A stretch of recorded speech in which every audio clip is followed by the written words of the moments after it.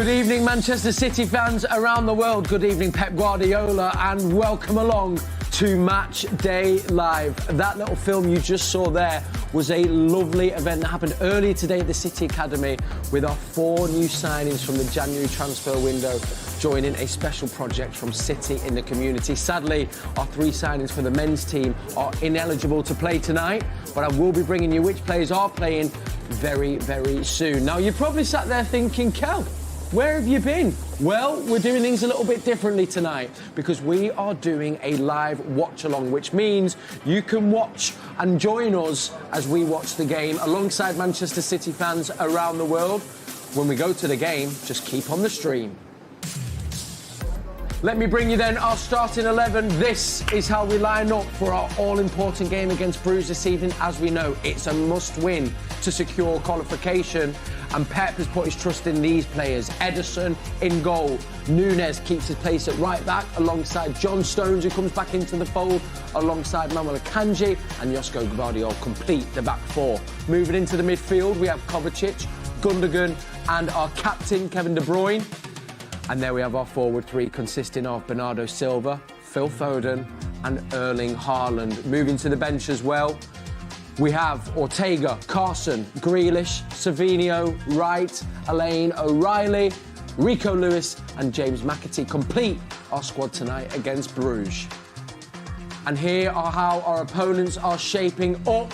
Full team on your screen now. Mignolet, Says, Ordonez, Michel, De Kuiper, Onyedika, Yashari, Talbi, Van Aken captains aside alongside Solis and Jutgla.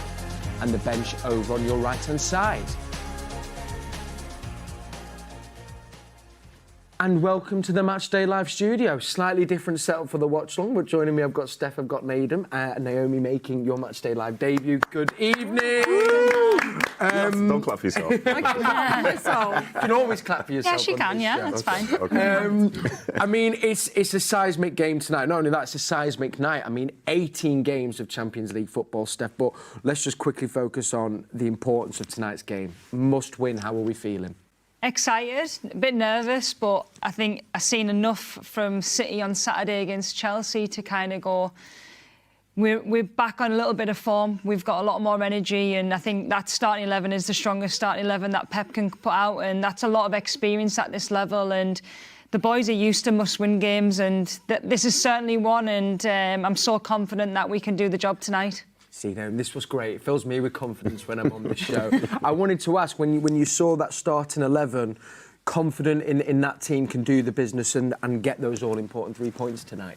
Yeah, I think there's loads of experience out there and there's loads of goal scorers. I think, yeah, they can definitely do the job, and just excited to get started. Yeah, that's it. That's all we need. Hopefully the Etihad will be rocking as well. Oh, it will Nedum. be. But we have to point out, I think Bruges haven't lost a game in over 20 games of football. Have you watched all 20 games? I have indeed, actually, yeah. Personal favourite was game number 6, actually. Yeah, the classic number 6, yeah. Classic number 6. But we're at the Etihad, but this isn't going to be an easy game tonight. No, absolutely not. And, you know, when you look at it, it's the Champions League. Like, why should it be easy? And I think going into this last game week, obviously not many people thought City would be in this position as such, but essentially this is the first knockout game.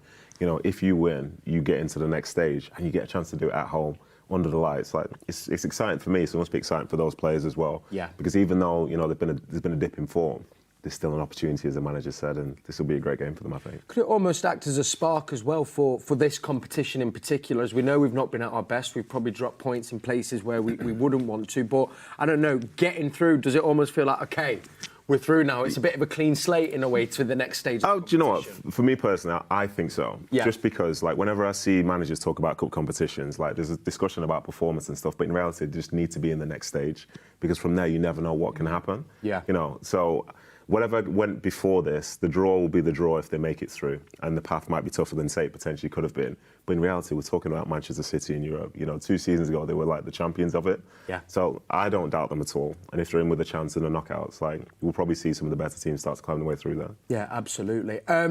Looking at the starting 11, I want to begin, obviously, a position you know so well, Steph, but John Stones came on... For the record, there's 3 defenders on here. But Well, Steph lead the way. You know, we'll let Steph lead the way. Let's Steph lead the way. We're obviously just attacking the way. I'll play a bit more like John Stones. Do it yourself. But as you know, struggled with injuries. Great to see him come on against Chelsea. And Pep actually highlighted the importance of John to this City team. How important is he in the heart of defence tonight? He's so important, and I think he's shown that for a number of seasons. It's such a shame that he's not been able to keep himself fit, but even for that last 20, 25 minutes that he came on against Chelsea at the weekend, everybody just seemed to be a bit more calmer. Even the fans, you can actually feel there's just like, right, OK, John Stones is on the pitch and he knows his role inside out, but also with the ball, he's so important, and he can step into that midfield area. He knows how Pep wants the team to play, and even from a defensive point of view, I think you don't realise how good he is in a 1v1 situation, and that's probably what we've struggled with over these last few weeks. And I agree with Nedum. I think you just need to get through this phase of the Champions League. Whatever comes next will come next. This is a good team with a lot of good players, and I have confidence in the boys, and I think it gives us time to get some players back as well. Yeah, indeed. And the other defender I wanted to pick up on from the Chelsea game, Naomi, was Gvardiol. I mean, he's brilliant at the back, but arguably one of our, greatest attacking kind of threats. How impressed have you been with Gvardiol actually throughout the season, I guess? I think he's been great. I think he's shown sort of how he can contribute to attacks. He joins late, and I think you can see like he's live, and he's had some good finishes cutting in from the right, and it can be clinical in front of goal, which you don't always expect from a defender, but then also just shows like his defensive qualities and his strength and his physical attributes. Yeah. Which then, put him in a good position. It was, and we've seen some, such a variety of finishes from him. And Pepper's pointed that out, Nedum, that obviously we signed him as a centre-half, but he's actually got so much going forward that he doesn't want to lose that by having him sat back all the time, which is why he flourishes on the left-hand side. 100%, yeah. I think, obviously, we do know that he can be very, very good at centre-half, but he's also, really good when he plays out wide as well. And I think when he gets into the final third, some of his passes and, as Naomi was saying, some of his finishes, you think about some of the, absolute golazos that he scored, you know what I mean? Not least of all, was it one at, was it the Bernabeu last year? Or was it, he's got a keen eye for goal. So I think to have him be able to be further up the field, I think it's great. And in fairness, I think all three of us probably could have scored that goal that he scored against Chelsea, but I hold my hands up, I probably wouldn't have been there to do it. No. I think that's the difference. And that's the difference. And that's the difference, yeah.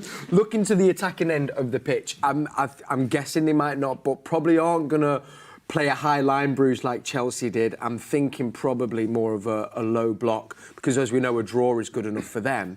How important then is Kevin De Bruyne going to be to unlocking this defence and obviously bringing in Haaland and Phil to the game, Steph? Yeah, I was quite shocked that he didn't play at the weekend instead of starting. It'd be interesting to see where he's positioned today, because he came in off the left against Chelsea, but Kevin De Bruyne is Kevin De Bruyne, and if you have a defence that's going to sit in a mid-block or a low block, he is going to be key to unlocking them defences, making key passes, key runs as well. He's so unselfish with his runs. He makes runs for other people, and I think Kevin De Bruyne over these years has showed his class week in, week out, and it's so nice to see him back fit again. And especially for this time in the season when games are coming thick and fast, you've got tonight, then you've got Arsenal on Sunday. You're going to need players like Kevin De Bruyne with all his experience, his leadership, but most importantly, his quality. Yeah, that's it. And I think as well, and Naomi, I know we really unfortunately picked up an injury as well earlier on in the season. But I think it's important for fans to remember it takes a while to get back going, doesn't it? And that's what we've seen with Kev, and even with Phil a little bit as well, hitting that form. Fans want them to come back and be exactly where they were, but we have to appreciate it does take a while, I guess, to find that kind of rhythm and momentum again. Yeah, I think the thing of coming back into training and just getting touches on the ball, feeling up to speed, like sometimes it takes time, and especially when your team has a lot of fixtures, the training sessions maybe are more focused on being shorter, and you're focusing on the next game and maybe don't have the same sort of touches on the ball that you would in pre-season that prepares you for the season then. Yes. To be up to speed and sharp. So then for the players to be expected to come back in and sort of hit the ground running straight away, it is tough. I mean, it can happen. Yeah. I mean, but I think they'll do great and they'll get up to sharpness, and you just need that little run, isn't it? And I guess as well, these players were coming into a City team that weren't quite at their free-flowing best as well, which doesn't help. No, not at all. And I think, as I look back at Kevin coming back into the side, myself and lots of others probably think about him last year when he came back against Newcastle. You know, he gets the goal, gets the assist, and it's like, oh, KDB's back. You know, and he's adding that spark. But as you've rightly said, the situation they came back into was one whereby there was more responsibility that was immediately on his shoulders. Yeah. And the same for others, with the team essentially struggling for what we know that they can do. So it's different then, you know, like it's just been the same for, say, some young players have had to come into it. Like, this has been a tougher time to enter the City side in terms of, like, results and performance that you probably have had in the last, like, 10 years. Yeah. But still, they're still in with a chance to play for things, to win things. And, you know, as I looked at the team just then, thinking about it, none of those players won the Champions League 2 years ago that are starting the game today. And you look at, say, what that midfield is, it's Gundogan, it's Kovacic. Oh, sorry, Kovacic has won it previously. Yeah. But Gundogan, Kovacic, Bernardo Silva, Kevin De Bruyne, Phil Foden, Erling Haaland. Oh, my God. Yeah. That is so good. You know what I mean? So if they can find some sort of, like, magic combination and in-game understanding, like, this will be a real tough game for Brugge. And so we're going to hand over to Alistair Mann in just a second to get his thoughts. But I was saying this earlier today on an interview I was given, saying people seem to be forgetting what these players have done literally only 4 or 5 months ago. So reinforcing your point, get through this game tonight and win. They have got the capability to put a run together 100%. And see how far they can go in the competition. 100%. Like, this team here, like, they're not looking to just exist in the competition. They're striving to win it. And they know that they haven't been their best, but they know there's still an opportunity. Like, how dangerous for a Man City side with an opportunity. Yeah. You know, a lot of people could be very, very nervous if all of a sudden they find some form. You know, the game against Chelsea on the weekend was a good test, and they won the game 3-1. Yeah. So the belief is there, the form starts to come back. We've got some new signings and some players to come back in as well. At some point in this, between now and the end of the season, you'll see, like, a full City squad available. And I think that's when we'll see something that's a lot with more the new familiar. signings as well, it probably adds a bit more competition for places, and people need to be on form. And like, when you're in competitions and you've felt what the success is and winning and what it feels like, when you have a little bit of a taste of potentially getting it again, as players, you're kind of like, right, OK, let's go again. And you could maybe sense that a little bit on Saturday. It's like, we can actually perform at the level that we know we want to. And tonight's a big game, and I can only sense us kind of growing in kind of confidence, because we have lacked a little bit of confidence, but also that togetherness and cohesion's coming back now. Yeah, you can really feel that momentum building. Well, I can also feel the momentum building on this show. So let me just pause that, because we need to hear from Alistair Mann and Andy Morrison. Here they are, Pitchside, giving us their thoughts. They're your commentary team on the City app this evening. Yeah, welcome to Pitchside. Michael Brown, my co-commentator this evening alongside me. Michael, what are your thoughts about the side? Any surprises for you? Well, I'm never sure that there's going to be any sort of surprises when it comes to Pep's judgment here, because of the players that are available. We've seen the new signings come in the building, they're not available. I think the one notable one is John Stones. There's been a lot of talk about his injuries, whether he can cope, whether he'll be able to come into such a big game. We've got Arsenal as well. Here he is just behind us now. The concentration's on his face, he's ready. But it's a real quality player to come in with such experience. He knows how to manage it. We might only get 45, 60 out of John, but yeah, I think that's the one that we were really waiting for, and hopefully that he can really make the difference. And in terms of players banging form, Phil Foden, do you think he's at the peak of his powers again now? What's really good is he's just been drifting inside. If he was playing on that right-hand side, Matheus Nunes going in possession really wide, then he's coming inside the pitches where he likes to be. He gets on the half-turn, drifts into positions. We've gone a little bit more direct into Haaland, then a little set, then going through and getting into key positions. Will he play on that side today, or will he find himself in another area on the far side, still with the same responsibility, still with the same job coming in? Might not be as fluent as in those positions he would be from the right. Pep Guardiola's singled out the midfield. He said that trio played really well against Chelsea. So no surprise for you that they are intact again? Well, I think you look at that middle of the area of the pitch of Kovacic, Ilkay Gundogan, the experience, Kevin De Bruyne, you know, all these players, Bernardo Silva, all can drift in, Foden can play and contribute in the middle position. So I think it's about getting as much experience in this game, not to be phased, not to sort of do anything silly. We've seen at the start of the Chelsea game, there was a mistake. At this level in Champions League, we need to try and limit that. I think that'll be on the manager's sort of thoughts. But it's not to rush it. It's not to do it too quick. Be cool, be calm, whether it's the second half. I think that's something in this squad that other teams can't do. Now, of course, Brugge come here, 20 games unbeaten. We know they play 5-4-1. We know they man-mark. Is it going to be a night of patience? Do you anticipate it might just be one goal that does it? I think we look at systems all the time, don't we? Back five, back four. I'm sure they'll stick to what they've been doing for such a long time now. Seen recently against Juventus, managed to keep a clean sheet. And they know that they don't need to go very far, do they? They'll be saying, can we limit City? Can we wait? We'll try and be aggressive in the press. We'll try and get in behind them wherever possible. But when you're in the position they are, it's almost as dangerous as well, is how far do they go? So I think they'll sit in and wait and see what City bring to them. Well, whenever we get to this point and we're close to kick-off time, I always say to my co-commentator, what's your gut feeling saying about the guys behind you tonight? Well, if you just look at them now, the focus, determination right in the latter stages of this warm-up, that tells you everything. Look at them all now. It's a great shot. They're not bothered what's around them. They're just in the game. They're all ready, experienced. This is one of those games, Ali, that they know they've got to deliver. The Champions League is so important to lots of these players and to everybody, but they've got to go through. What do you think? And I think we will go through. And I think, I'm not going to say two, I don't think it'll be really comfortable, but I expect us to score a couple of goals for sure and get through the tie. Well, those are the thoughts from Pitchside. You've got some fantastic close-up shots of the boys in the drills. Let's hope that they deliver. They do normally. Back to you. Thanks so much to Alistair Mann and Michael Brown. So they've got your commentary on the City app. So if you want that, head there once the game does kick off. But remember, you can stay with us tonight. We're going to be doing a whole stream throughout the game and join us for our very special watch-along. These are live pictures from the Etihad. And now this is how the current Champions League table stands. As we know, City were a bit more towards the bottom than the top of this table. So Liverpool flying high. I mean, there've been some great runs there. I mean, Barcelona and Liverpool definitely standouts in this stage so far. Absolutely. As it stands, you know, they've been very, very impressive. I think Liverpool, to a certain extent, they've not always played the best game, but they've found ways to win. Yeah. And for Barca, it's hectic. I think they've averaged like over 3 goals per game in their matches. So, you know, it's been entertaining. It's been very, very entertaining. But, you know, they'll be looking to jostle for that top position. Yeah. But then really this is where it's interesting because, as we saw, like the amount of points to be in 8th isn't that high compared to teams like Real Madrid sitting in 16th, for example. There are so many positions which will be changing in the next couple of hours. And I mean, if you had to pay attention, you've got to be at the watch-along for us to, you know what I mean, to get that real...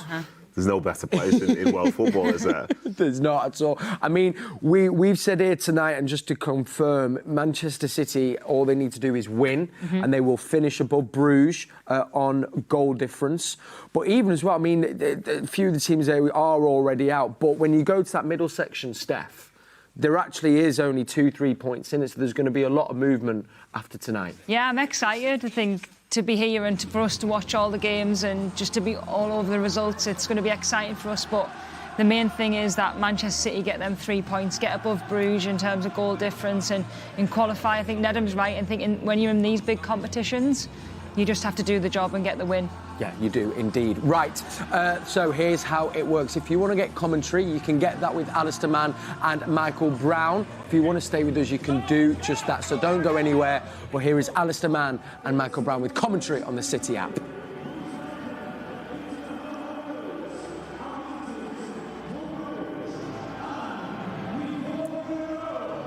And thank you for staying with us. If you've stayed with us, you're part of history tonight. Good choice. This is the first watch-along we've done here on Matchday Live. So we're going to be talking throughout the game. You can't see, we've got a few TVs set up below the camera here. We've got the City game on. We've got all the other 18 games happening on the screen next to it. And then we also can see ourselves, which kind of puts you off sometimes. It's a bit weird, isn't it? This moment here, Naomi, I guess we really need the fans, and it's quite an obvious question, but a Champions League night at the Etihad, we know the fans can make a difference for the players, and they feel that on the pitch, don't they? Yeah, I think fans can make a huge difference. They can sway momentum in games. I think when there's a big tackle, good goal, like you can just hear the roar of the crowd, and just feeling that buzz really gets you excited for the game. I mean, you're already ready. Yeah. But just to have that extra push, extra 1%, to have the 12th man out there, it does make a big difference. Makes a huge, huge difference. I know Pep's spoken about that a lot as well. I also should mention, actually, if you've stayed with us as well, thank you. You're also joining other Manchester City fans around the world. There we are. How are we, everyone? All set? There we are. It's great to see some familiar faces as well there as well. For sure, some very I think familiar hopefully faces. we might be hearing throughout. If you've got a little question that pops up throughout, you know what to do. Just let us know and we'll bring you in. Now, guys, Pep's just come out and is shaking hands with the Brugge manager. As we know, there are 18 games happening tonight. So we're going to play one of our lovely little games where we need to guess how many goals are going to be scored tonight across the 18 games. Now, don't say it out loud. We've all got a little piece of paper. And we're going to write down our answers. 54. Nedum, She just said it out loud. I mean, you've made things awkward now. Nedum, I always just think, I look at you and go, I just feel Nedum already knows the answer to Seen this already. before. Yeah. I'm a time traveller. Listen, Naomi, I've told you what I'm going to do. You make a decision. And we do... You go first, Steph, yeah? Am I showing you? No. No. Stop looking then. Well, top secrets, like being in school. I mean, if we could have had 2 more pens, this would be good, but... 3 times. It's 54 you're thinking of. You're thinking of 54. Is that if there's average 3 goals a game? Yeah. Okay. Come on. We'll see. That's a win. Okay. That's a guaranteed win. That's not a win. That's a guaranteed win. I think That's a guaranteed win. That's a guaranteed win. You went ambitious. That's a guaranteed win. I've got it in my own head. Thank you. I do wonder though, who's counting? Who's keeping that envelope? Yours truly. Do you trust me? Are you counting the goals as well? But I don't know what I've been counting there. I've really got signed, sealed and delivered, right. Going underneath there. Underneath my seat, and I'll guard that like a guard dog. Just interesting here, we've obviously got a 3-man midfield there. Bruges lining up have gone for a 4-2-3-1. Big midfield battle then tonight, Nedum. Yeah, you would say so. And in fairness, I'm quite happy that they're going with like a back 4 because even though they could be defensive, it just means that there's going to be elements to the game which could be quite exciting. Yeah. Because I think when I personally see a team that comes to say the Etihad and they play a back 5, it's a low block and it's one of those games where it's not that enjoyable unless your team scores. But hopefully for Bruges, I think defensively they've been good. I think they conceded 8 goals or something so far in the tournament. But this is going to be a real test. Those lights are extra bright at the Etihad on Champions League nights, and I'm hoping that for the guys, for Bruges, thinking that they're all calm and they'll try and go and win a battle, this is Man City, this is them in the Champions League, and this should be a real good test for Bruges. It really should indeed. We were just showing some pictures, actually, and we saw it, actually, when they were warming up behind Alistair Mann. Haaland looks really up for it tonight. That's it's the energy we want to see, especially after that great performance against Chelsea as well, Naomi, yeah. Yeah, I mean, he's a bit of a warrior. I think he's clinical in front of goal, and if you're a centre-back and you're looking at Haaland and you're thinking, he looks up for it tonight, you might be a little bit nervous. But yeah, I think if he can be on form and just leading the team from the front, then there'll only be good things. Yeah, that's it. Also, the link up with Phil Foden, we touched upon him, but he's even spoke about he's back playing with a smile on his face, and we know how instrumental he is to City putting together a run of winning games, Steph. He's massive. I think Phil showed it all last year. I think being named Premier League Player of the Year and all the goals that he scored for Manchester City, but most importantly, his performances. And it's so nice for him to hit a little bit of form. He's hitting a bit of a goal-scoring streak, and that's what we know Phil has. But I loved his goal the other day. I think just to be able to have that composure running through on goal, where maybe you could have took your shot earlier, but he waited for that right moment, and things seem to be clicking a little bit now, and I'm excited to see how they work again together. Yeah, that's it indeed. Just starting here, Bruges kind of started. We managed a little passage of play out Nedum, but we've just resumed what we hope, thinking this is how the game will probably look: is City in their half, Bruges with a low block. Yeah, I think so. But in fairness to Bruges, I think they will choose to be aggressive whenever they can be. And that first bit of play that they had, moving the ball, they moved it with confidence because City were putting them under pressure. So it's credit to them, and it kind of shows why they can still qualify at this stage. But the hope is City can drive them back. They can inject a bit of speed into the attack whenever they can, and that big Norwegian fella steps up, scores an early goal. We can all take a little bit of pressure off. Bernardo Silva's just got the ball on the right-hand side here. I mean, I kind of... Hang on, Kevin De Bruyne's played a little ball in there. It was cleared by the defenders. But I also just want to point him out because Gvardiol got man of the match against Chelsea, but he was everywhere against Chelsea, and also stepping in at the back and linking play. Felt like a performance not seen for a while from Bernardo. Oh my God! Hold on a second. Oh no! 2v1 at the back. It's lucky they've come down the left-hand side. Nunes It's great tracking block, by Nunes. yeah. Big block there. They've still got it in our box, though, at the moment. Was it just a... Just a bit of miscommunication. That's what we have to be careful about, though, don't we, really? The two centre-halves both went for the same ball from a long ball. Both missed it, and then he was going through on goal. But in fairness, thankfully, the guy that was running through, I think we could have jogged to the stadium to catch him from there. To be honest. So, we'll celebrate the little things while we can. But yeah, great speed from Nunes getting back into it. What have we made of Nunes at right back? I mean, definitely think Chelsea was probably the best performance I've seen him in that position. But I think it's important to remember that's not his natural position. It's not his natural position, and I think he's there because of his physical attributes. That's how simple it is. I think obviously he's great on the ball, but he's not a right back, and it's so different from going from that centre of the pitch to going out wide, and especially when you're going back to defence rather than being in midfield and being on that right-hand side. But I think he's been okay. I think for what we've needed over these last few games, I think he's kind of grown in confidence in that position. And I think as well, when everybody else is playing well, it also helps when you're playing in a different position, because you can kind of feed off them and you grow in confidence. And hopefully he has a really good game tonight, because he's crucial to this back four. Guess as well, and this would be another pointing out the obvious, Naomi, but where we've been, ravaged with injuries, we've not really had a consistent back four in a defensive line. Obvious question, but how important is it to try and build up that chemistry and know-how with the same defenders each game? I think it is very important. I think especially the relationship with the goalkeeper and the communication and just being able to be confident in what your teammates are going to do. Yes. I think certain players play differently, and if you're unfamiliar with the people you're next to, it does make it difficult, and you sort of second guess what you're going to do. Yes. So if you have some consistency, you can just grow. Yeah. And that was kind of so key to when we did win the Champions League. We can bring you a goal here in the Battle of Britain here, Aston Villa versus Celtic. It is 1-0 to Aston Villa. And who a familiar name with Manchester City fans. Yeah, Morgan Rogers. Morgan Rogers, He's on fire, what a isn't he? season he is having. I remember seeing him in that pre-season when he kind of came onto the scene, and then he'd made the move. But fantastic to see him on the score sheet. Yeah. And what a season he's having. Yeah, he certainly is. And I think there was a point in the Premier League this season where in one weekend, I think it said 25% of all the goals scored came from Man City's 2020 Youth Cup winning side. Yeah. Because there was like Liam Delap, there was Cole Palmer, there was Taylor Howard-Bellis, there was Morgan Rogers. Yeah. Thinking like McAtee. City just literally feeding the Premier League. But it's not too bad if you can get it, is it? Another ball just over the top there. It looks like he's got good speed, to be fair, that right winger. Yeah. Interestingly, by the way, John Stones is stepping into midfield.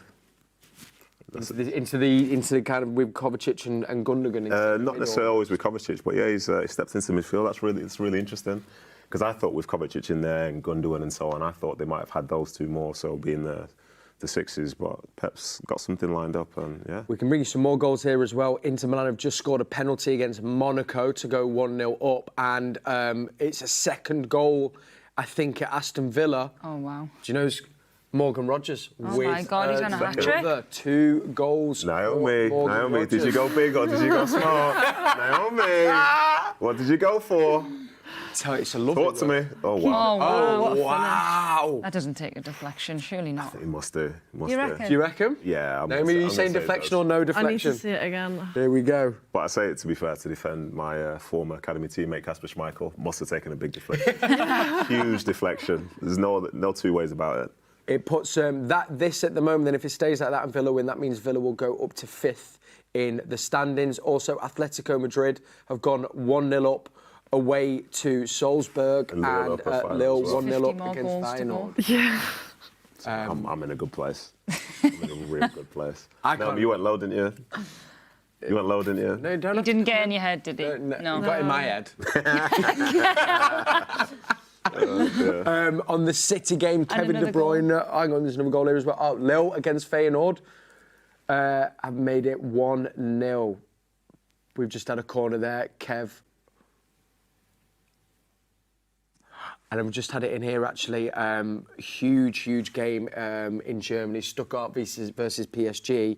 And PSG have gone 1-0 up away from home. That doesn't surprise me, that. So, no, kind of expected, really. I mean, them getting the 3 points was huge, because if it had been a draw in Paris, it would have made it very tense for PSG this week. Their game last week is the same as basically this game for City for us this week. Yeah, you know, it's your last home game and you need to get a win. So I wasn't surprised by the nature of their performance. Obviously, City look at things and they could have done it a bit differently, but yeah, that was always going to be a very tough game for City. Very tough.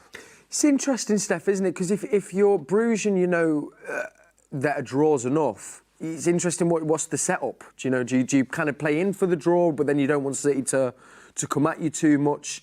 That's the dilemma for the manager, isn't it? Yeah, I think it's so hard when you're in that situation, because you kind of want to keep City at bay, but for 90 minutes, it's impossible to do that. We've seen teams come time and time again to the Etihad and do that, set up in a 4-5-1, 5-4-1, whatever it wants to be. But City have got so much quality on that pitch that they know how to break the team down. But I think them first 5 minutes, I think Brugge have come out and shown that they can play on the counter and they can use our transition moments. But the more the game goes on, it just looks like City are just going to absolutely dominate at this moment in time. To be fair to Bruges, they look very well drilled. Like, they're not really showing any spaces to City. And as we saw before, like, there's a bit of speed out in the wings as well. So I think City got to be careful about overcommitting. But the point you made about the draw, I think like a draw is easy to achieve if you actually have a goal threat as well. Yes, you know what I mean? So true. Like if you're playing for a clean sheet, that's different to potentially playing for a draw. And they know that if they have a good moment, then they can like find a goal. Yes. Before you know it. Like as I say, they've only conceded 8 goals throughout the entire tournament. Yeah. So they'll be confident they won't concede too many. Brilliant defensive record. Vincent Kompany's Bayern and Munich have just gone 1-0 up.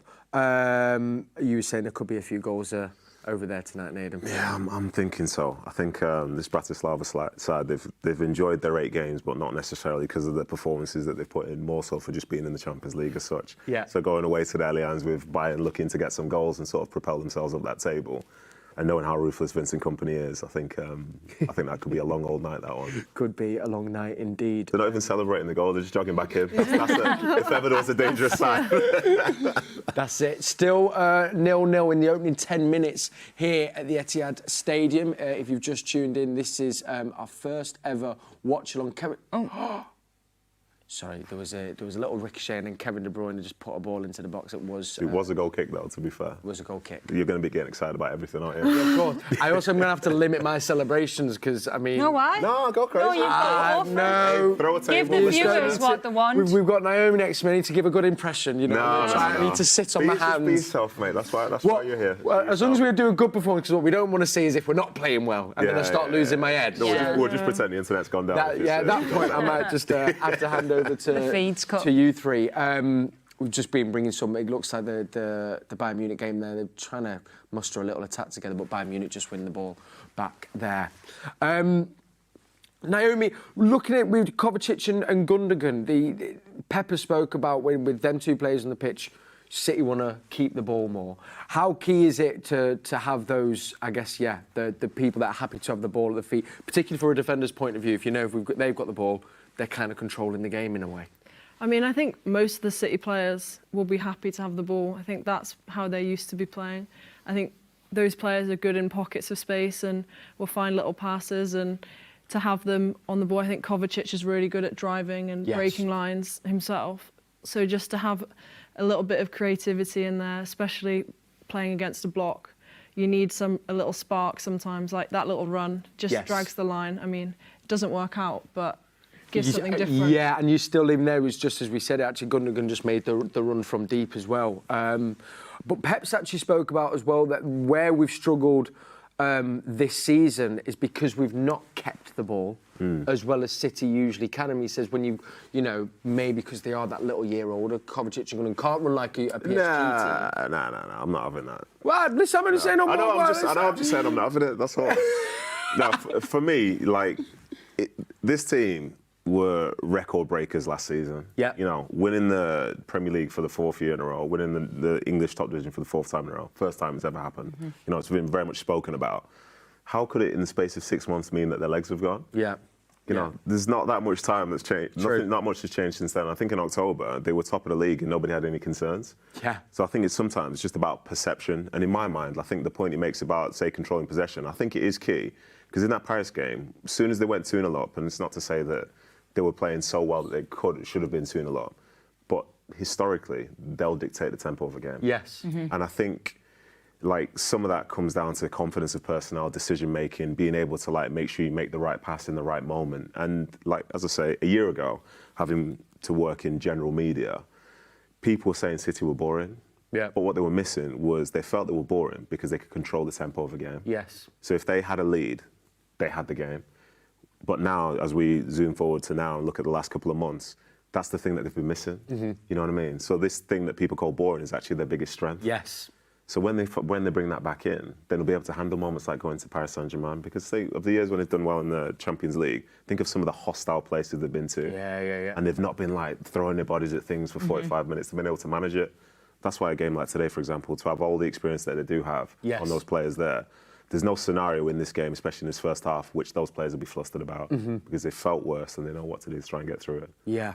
You're forgetting that experience, particularly in this competition, Steph, as well, is so vital, isn't it? And then for the young players that, we've signed a few already, to watch this is to know what they're aspiring to do and hopefully create in years to come. I agree with the perception in terms of controlling the game. I think sometimes that always comes across as it's slow and it's slow tempo, but I think control is kind of dragging the opponents to try and create space for other people, but also knowing them moments where you can speed things up. And Phil Foden's really good at that. He started to really improve in that area in terms of, like, he might pass back a few times, but when he has that space to go, he'll go and he'll. I think Man United at home last season, one of his goals was he looked quite slow, but then all of a sudden he speeds up and he scores top corner. And I think when you're against that, it's quite hard because you've got to concentrate so much, especially when you're in the back. You've got to be like manoeuvring people, you've got to try and get in shape, and that moment the tempo kind of speeds up. It's so much harder to concentrate, and you've got to react even quicker. But I think at times they've tried to do it this season, but this is a game where you have to do this. This is where you've got to try and make Bruges run as much as you can, make them tired, and then know that moment when to kind of capitalise. And is it through the work on the training ground as well, when just instinctively all players on the pitch kind of know it, when that moment You just get a feel, and you do, and it does take time. And I think when Naomi was speaking about training and players coming back, you do need to get that into your legs, you need to get that into your mind in terms of a mentality point of view, to feel that moment and to know what it does feel like. And at this club and the philosophy that we play, it's so specific and it's so kind of detailed that it takes a long time for people to get used to how we play. Yeah, of course. So when new players come in or there's injuries, it's going to kind of, by the time it comes together, when it does, it'll be frightening. And it did over the last 4 years because we've achieved so much as a club. So you can see glimpses of that already, and especially with Stones stepping into that midfield role. He's brilliant at that. Yeah, and I know you can see already the natural fit is, and then what it breeds to the other players around him. How we've just got another goal's gone in there at Atletico Madrid to make it 2-0, and it seems as well there's been an equaliser as well from Feyenoord there. What else have I missed any others, Nedum? Yeah, just I think this is Feyenoord. Feyenoord have just equalised to make it 1-1. And that Atletico scored before as well to go 2-0 up. So nice. Not that he's counting. How many goals have we had so far then? We've not had enough. We've not had enough. 9 we're at. Nunes just nearly pulled a lovely ball across there from the right-hand side. Go and shoot. It's Kevin De Bruyne. Tried to kind of lift it with his left foot. Not when we left foot down. Oh, he's onside. Gundogan's onside. There it is! Yes! There it is! He's onside! He's not onside! Offside. You went too soon, Cal. Please, host, come back. Mr. Presenter Man, please come back. Sorry. I kind of know. You said he was onside. I heard it. Don't listen to Nedum all the time. Blinding one eye, mate. We'll talk. It looks close, but it looks like Gundogan with one of those runs again. Had just done. He is offside there. Oh, yeah. He's off. He's offside. Who was it that flicked it on there? Bernardo. Yeah. Just how he drew it up, Bernardo with a good finish though. Good finish from Gundogan though. Don't mind that. It's good to see him playing a bit higher, to be honest. Yeah. Because I thought for the game it's just going to be Kevin in the 10, but instead they're mixing up a little bit. Yeah, a little bit of rotation. But in fairness to Brugge as well, there's a little bit of man marking going as well when they're defending. So it looks like it's going to be a tough game to break them down. But the best thing for this game is City taking the lead because Brugge would have to open up. Yes, which is that's it, and then hopefully we could get a few more. Wow, big goal over in Italy. Juventus against Benfica, and Benfica have actually gone 1-0 up at Juve. It's a ball over the top, a touch, a pass, and then a ball in the back of the net. Wow, 1-0, 16 minutes played there So many goals over in Turin. So many goals. Just picking back up that conversation about coming in, obviously, how have you found bedding into the City team, Naomi? Obviously, you were saying you're having to learn new processes, new players. How have you found it so far? Yeah, I mean, since joining the Summit, it's been a bit of a whirlwind for me. Yeah, I think you've kind of covered everything in such a short space. Goals and assists, player of the match performance against Barcelona, injury. Barcelona Champions League, you know. Come on. No, I mean, coming into the group, I love the way City play. So to be able to come in and just sort of learn the style of play and get in with the girls, it's a lovely group. And then to get some opportunities to play and then have a good game and then unfortunately get injured. But no, coming back into the team now, hopefully, and just, want to help the team as much as I can and kick on. Yeah, I mean, we say a good game there, Steph, by the way. That Barcelona game, I mean, it was player of the match, very goal modest, and an assist as well. I know it was a brilliant unbelievable game. Yeah, you should be proud of yourself, but I think it's so good that we get players like Naomi to the club. I think young English players that are coming and want to learn and want to get better. And obviously you've had a bit of an injury, but sometimes that's part and parcel of the journey, is to come back from them and to be even stronger and learn while watching as well. When you're injured, you do learn a lot. And I think sometimes when you're watching the games, whether it's the men or the women's games, you do learn more by just being on the sideline and kind of just seeing the patterns of player. And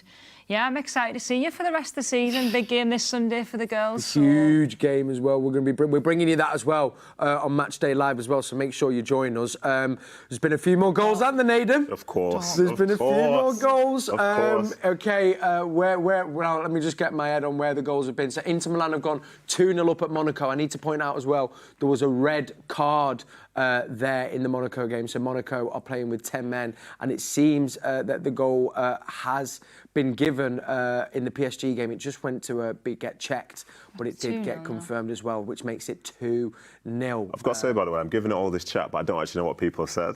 If anyone goes above me, I'm crushed, honestly. Can we get a little, we're going to ask in the studio, can we get a little goal tally of how many there has been? So we're just coming up to 20 minutes played in each game.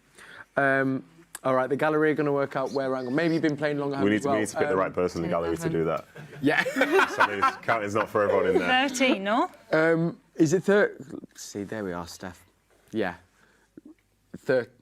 13, well, say 12 or 13. Are we including Holland! Oh, it was very, very close there. Surprised they didn't. Are we including Barrow and Doncaster Rovers in this? If we need to, it's 0-0. If we need to, yes. In case you wanted to know. Absolutely. We can actually get a question from someone who was on our wall who's watching the game with us as well. Let's bring the question up now. This came from Christopher. Thank you, Chris. He says, does it help the players knowing they need to win? I would say so. Yeah? I'd say so. It's pretty clear. It's not that, they always want to win anyway, but when it's literally that specific and the outcome is like you're not in the Champions League anymore, there's no other thought about it. I think for some, if it's like, you're in 8th or you're in 10th or you're in 16th or whatever, but you're in the next round, maybe the mentality might change a fraction. Yes. But for these guys, like they started the season wanting to win this competition. The only way they're going to do that is by winning today. So it's as clear as day. And I think as a consequence, the way that people will be managing the game, the way the manager will manage the game, like come the end of the match, if they need a goal, like where's the Guardiola kitchen sink? Because it will be getting thrown on that pitch. That's the thing. Yeah. And that's very different to say a team that might have already qualified. So I think it makes you very, very clear. It's a good question. I guess as well, Naomi, a great example would have been the PSG game. Now, obviously, City did set out to win, but you could see for PSG that was more of their must-win, like you said, Neds, rather than the game at Stuttgart tonight. And you could see it just maybe gives you that little extra inch when you need it in the game, possibly. Yeah, I think it just gives you a bit of a bite and like a determination and a grit that you're thinking like it's basically a knockout match. Yeah. Although it's a league phase still at the minute, you're thinking this is it for us, and we've got to win. So you go and you sort of are able to find that extra 10%. And really leave it all on the pitch there as well. De Bruyne just locked in a lovely floating ball there, but was cleared by the Bruges defence. I think I said it as well, but Dortmund have gone 1-0 up as well against Shakhtar. You did say that, yeah. I think that's 14, maybe 15 now with that one. Really goals. And is this another goal here that we're just being shown here? Yeah, I think it is, yeah. This is number 15. Okay, I'm not keeping count now. Definitely not keeping count. Sporting 1-0 down. Tell me, what did you pick? Go on, tell us. What did you pick? I can't. Why you're not telling me what you picked? I can tell you. I could tell you if you want. No, we don't. No, we don't, no. It's It's fine, I'm trusting Kel with my score over there. Don't worry. Pick Is it the right still? answer. It is still There you there. go. We're you can feel we're about 20 minutes into the game, Steph. Getting nervous. Yeah, but I'm saying that. You're nervous. I'm nervous. But we're probing a little bit more. There's been a couple more that it's just not quite fallen to the City player you want it to, but the chances seem to be starting to come a little bit. We're definitely getting in good areas. I think with Kevin De Bruyne putting in balls from crossing in from the side, and everybody seems to be moving quite a lot of places, which is good because we're trying to move players. And that's what I'm saying with Bruges. They have to concentrate so much now. We're 20 minutes in, and these chances are starting to happen a little bit more. So it could be potentially a long night. We just need to get that first goal, and it would be nice if we get it in the next minute or so. Yeah, just now. Now would be good. Any moment now. We've just seen there the Bruges goalkeeper Mignolet, former teammate of yours. That's right, yeah. That's Nedum, right. What can you tell us about Mignolet? Great teammate. Yeah, he's a good guy, to be fair. When I was with him at Sunderland in 2010, like we're talking like a really, really like nice guy, good goalkeeper, was like a prospect at the time. And it was him, it was Craig Gordon, the other goal, who's still playing now. And for Simon settling in the northeast, like he did a great job. Had a really good presence, good shot stopper. Yeah. And then a couple of years later, he went to Liverpool. So, you know what I mean, credit to him. And now he's still playing in the Champions League. I don't think he's that old. I think he's younger than me. So yeah, it's good to see him out there. Yeah. But unfortunately, I'm actively not rooting for him.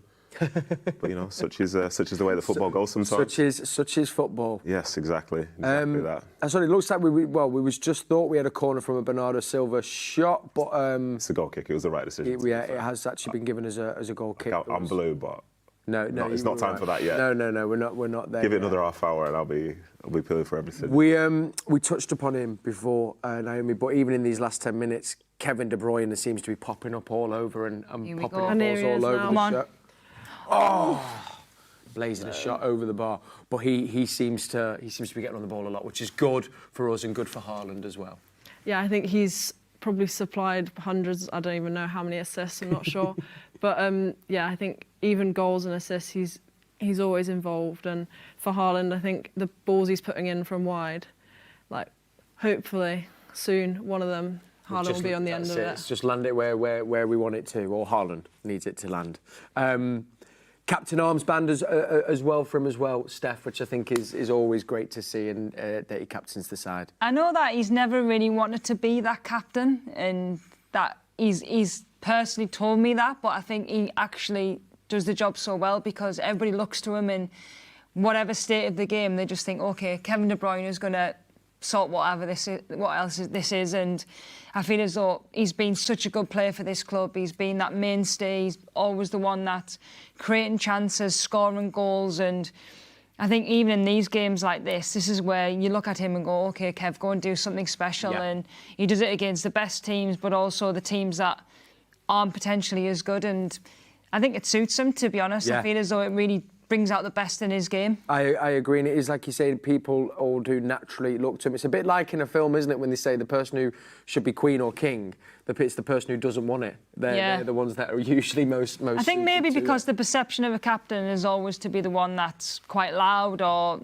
like a bit like Ruben Diaz. You look at Ruben Diaz and he's the one that motivates the team by what he does with his voice, but I think leadership's so different in different ways, and Kev does it with the ball. He does it on the pitch. He drives the team forward, everything that he does. And I'm sure if he does speak, I'm sure all the boys would listen to him as well. Yeah.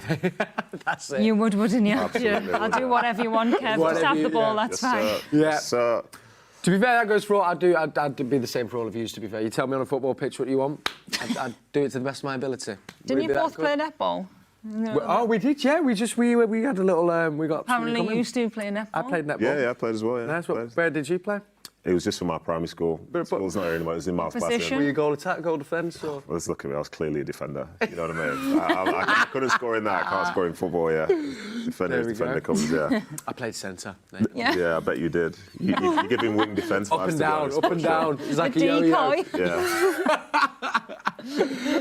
Let me just run you through some of the results that are happening in the 18 Champions League games tonight. I say that after this attack, because Haaland's got the ball on the edge of the box. He's played out to Phil Foden on the left. But it has now ended up in Mignolet's hands. In the Liverpool game, of course, who are playing tonight as well, they have just been given a penalty. So, penalty to Liverpool against PSV. I'll let you know if that goes in. Aston Villa beating that's Celtic. That's a young team as well, Liverpool. 2-0. Isn't it? Did he change your team? Has he changed a lot of players? Because they've obviously already, they're fully qualified in the top 8. Yeah, it looks that way, yeah. Them, and I think it's Barcelona, the only two that have properly qualified 100% before the games tonight. AC Milan getting beat away from home 1-0. Barcelona still 0-0 with Atlanta. Which is a shock, by the way. Both those teams love a goal. Yeah, still time. Still time, then, don't worry. Did you account 3 for each? That game will not be 0-0. This way, get exposed. Who's taking the penalty here for Liverpool? It looks... Gakpo. Yeah, Gakpo stepping up now. He's on form at the moment as well. Yeah. I think him and is it Gravenberg as well have been brilliant for Liverpool this season. Here we are, steps up now, takes his time. Wow, tense here in the studio. Wow. Keeper goes to the right and then it goes to his left. 1-0 to Liverpool away from home against PSV. Bayern Munich is still 1-0 up. Inter Milan beating Monaco 2-0. Atletico are 2-0 away from home against Salzburg. Our fellow sister club, Girona, are playing Arsenal at home. That is still 0-0. PSG beating Stuttgart 2-0. Dortmund beating Shakhtar Donetsk 1-0. Benfica beating Juve 1-0 away from home in Turin. As I said, Barcelona Atlanta still 0-0. Lisbon as well are 1-0 down at home. Any of the goals? Oh, and Lille and Feyenoord currently 1-0. Girona 1-0 up against Arsenal. Oh, wow. Yes. Wow, also looked like Arsenal really were caught out there by the looks of it, Nedum. Yeah, it was a really weird goal, to be honest. Like, I think Raya ends up trying to make a save outside of his box as well. I think we need to see that again. It's like, we'll get it up again, but Girona have gone 1-0 up against Arsenal at home, which of course will be an all-important 3 points for them. It's not like Arsenal, that. Defensively, they're usually very good, especially in Europe. I think they might have conceded maybe 2 goals, maybe 1 or 2 goals this entire competition so far. So, yeah. Here it is. It's they're playing at what's a very high line. He's offside now. Is he on? Oh, it's close. Maybe the left back played him on, to be fair. But then, as I say, Rice tried to save it from outside the box. Oh, it's lovely football from City, though. Unfortunately. Can't be doing that there in the box, Nunes. See, every so often, it just comes out. Sorry. Can't be doing that. Speaking of Arsenal, though, of course, a big game as well for City. You're brilliant, mate, honestly. We should swap with Kel in half time. Just slips in every Kel, now and what do you then. think of Man City? What a guy. What a guy. Oh, gosh. But, of course, that has been given, by the way, so it must have been... Left back must have been then. Yeah, was playing one. So 1-0 to Girona against Arsenal. Of course, Man City going there as well to the Emirates. A big game at the weekend for the men's team there, Naomi. Yeah, big game, I think. It's the Arsenal doubleheader, isn't it? Yeah, our doubleheader. Yeah. We're playing them at home, they're playing them away. Same as the start of the season. But Is that, oh, yeah. That's mad, yeah. I didn't realise that at the start, actually, as well. Is it just coincidence, by the way? I don't know. Feels a bit suspect to me, that. Yeah, and just play them like in Manchester or in London. Then that would Oh, yeah, that was the point. Then they were both 2-2, weren't they? Both finished 2-2 as well. City wins all this weekend. Yeah, big win, I think. Well, and as well... No, wins. She said wins. Yeah, plural. big wins. Wins. Well, Arsenal as well, they lost against Chelsea, didn't they? Was it 1-0? 1-0, yeah. As well, yeah. Chelsea doing very well in that WSL. How are we feeling about the game at the weekend? excited, yeah. I think the last few seasons when City have played Arsenal at home, it's been a tasty game. Mm-hmm. Yeah. So I think, yeah. No, Very much so, yeah.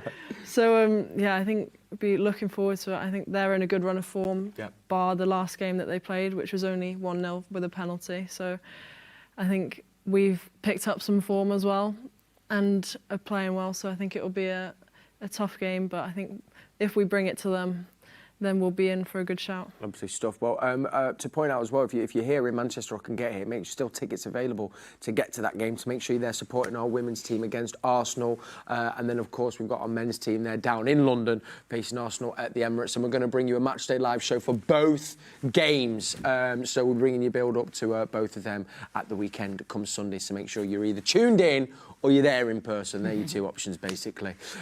Still 0-0 here at the Etihad Stadium. Looks like, we've just seen a goal there. go in there. Another goal. Florian Wirtz, was it? Yeah, Yeah, that's for not Leverkusen.